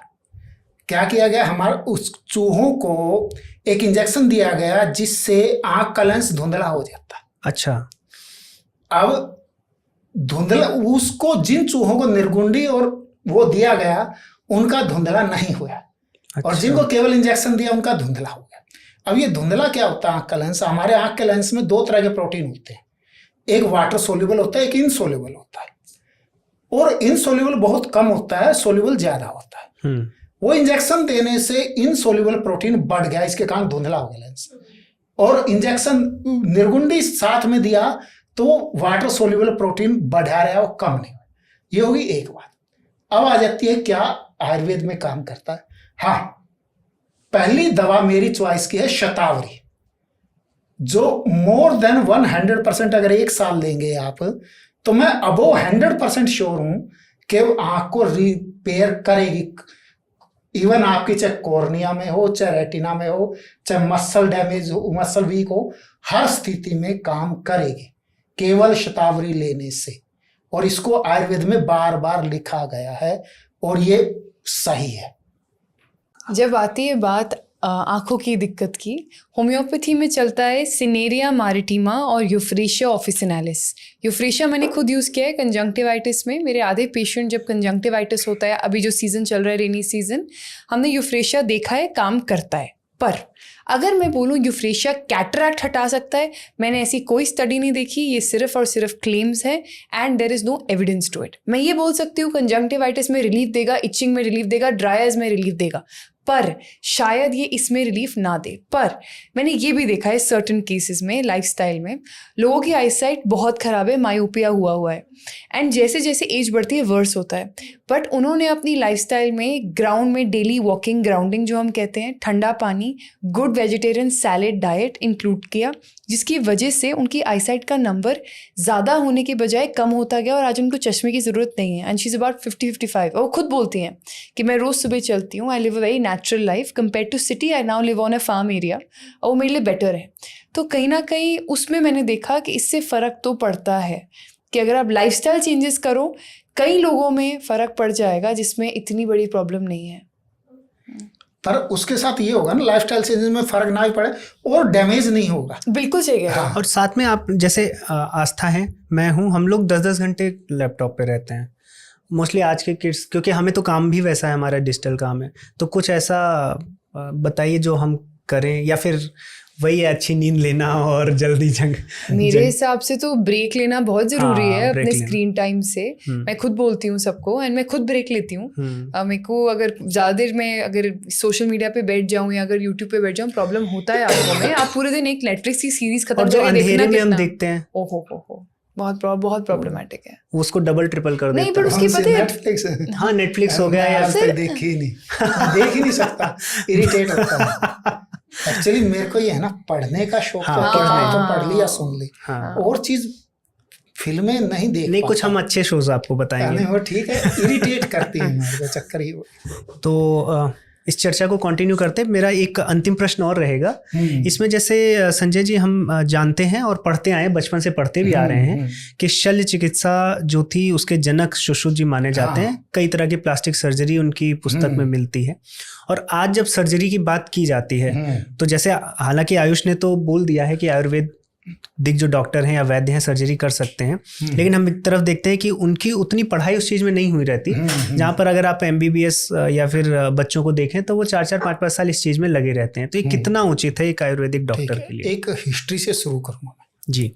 एक बहुत बड़े वैद्य थे, लगभग 100 साल पुराने, गणनाथ सेन। अच्छा।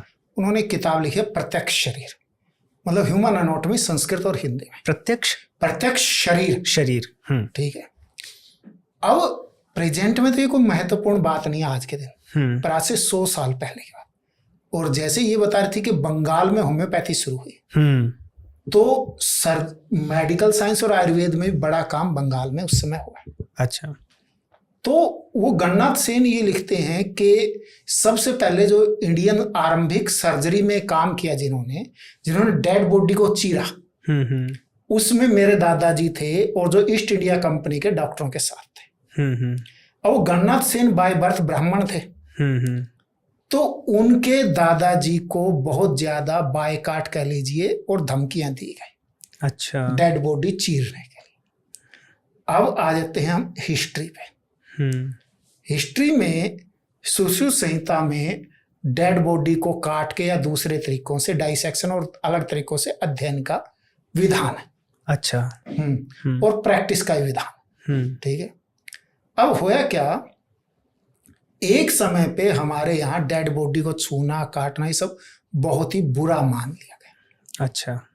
और उसके कारण सर्जरी जो छोटी मोटी होती भी, वो या तो जो बार्बर नाई है उसके हाथ में रहेगी, या इसी तरह के कम पढ़े लिखों के हाथ में रहेगी सर्जरी लंबे समय तक। तो कैसे उसको बहुत ही बुरा मानना गया धार्मिक कारणों से। हाँ, धार्मिक कारणों से डेड बॉडी को चीरना, देखना, एनालिसिस करना, ये गलत मानना गया।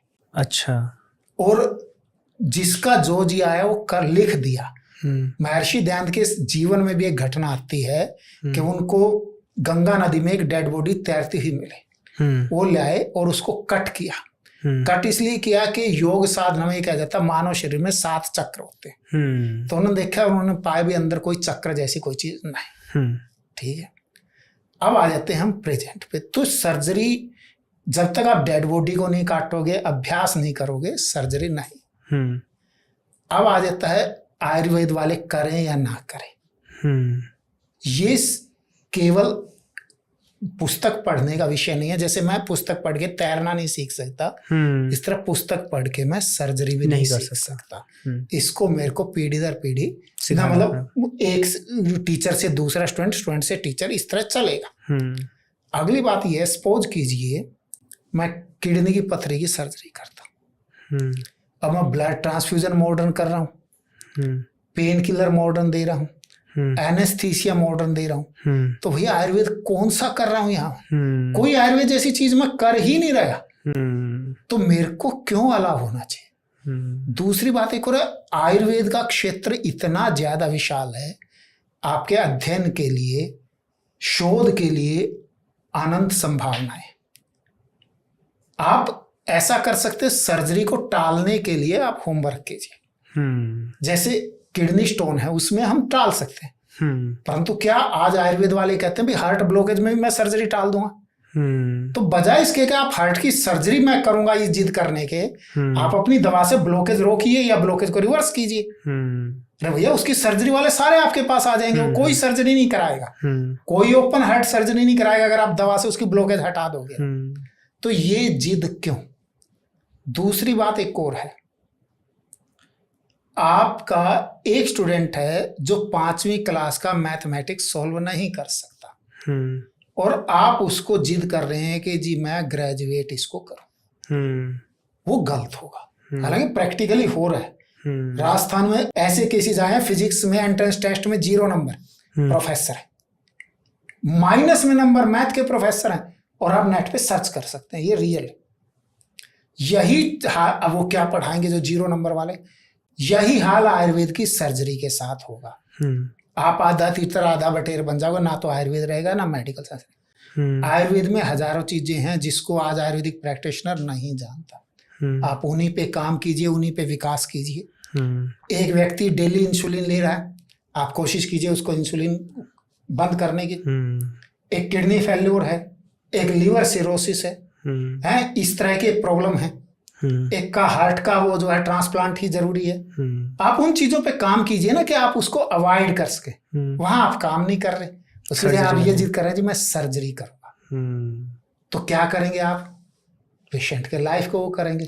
आपको एक इम्यूनिटी मिल गई कानून से, आप उसका मिसयूज करेंगे। ये ह्यूमन नेचर है, जब भी आपको इम्यूनिटी मिलती है आप उसका मिसयूज करते ही करते हैं। हमारे भारत में लगभग 10 कानून ऐसे हैं जहां केवल शिकायत ही प्रमाण माना जाता है। जैसे दहेज का कानून है, महिला उत्पीड़न का कानून है।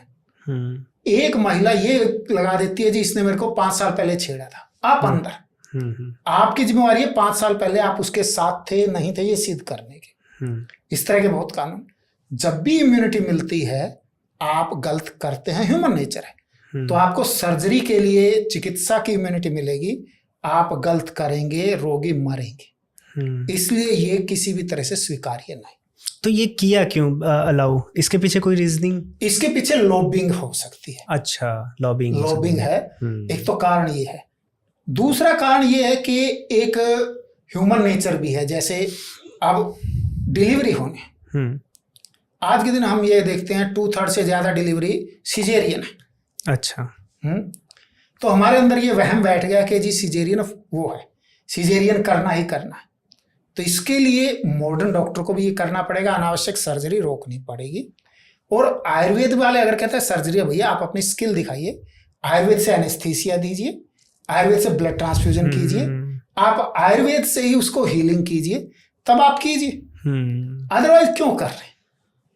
ठीक है, बहुत ही मतलब लॉजिकल आंसर है, बहुत सही बोला और बहुत अच्छा एक मैसेज भी पहुंचाया है। इस पॉडकास्ट के माध्यम से हमें बहुत कुछ जानने को मिला है। सर आपका मैं बहुत बहुत धन्यवाद करता हूं, और मैम आपने जो टाइम निकाला है अपने बिजी स्केड्यूल से, आपके थैंक यू। और इसके साथ यहीं पर इस पॉडकास्ट को समाप्त करेंगे। आशा करते हैं कि बहुत सफल चर्चा आपको सुनने को मिली होगी। इसी प्रकार के पॉडकास्ट के लिए आप हाइपर क्वेस्ट को और फन सेक्शन के लिए स्ट्राइकिंग थॉट्स को सब्सक्राइब करें।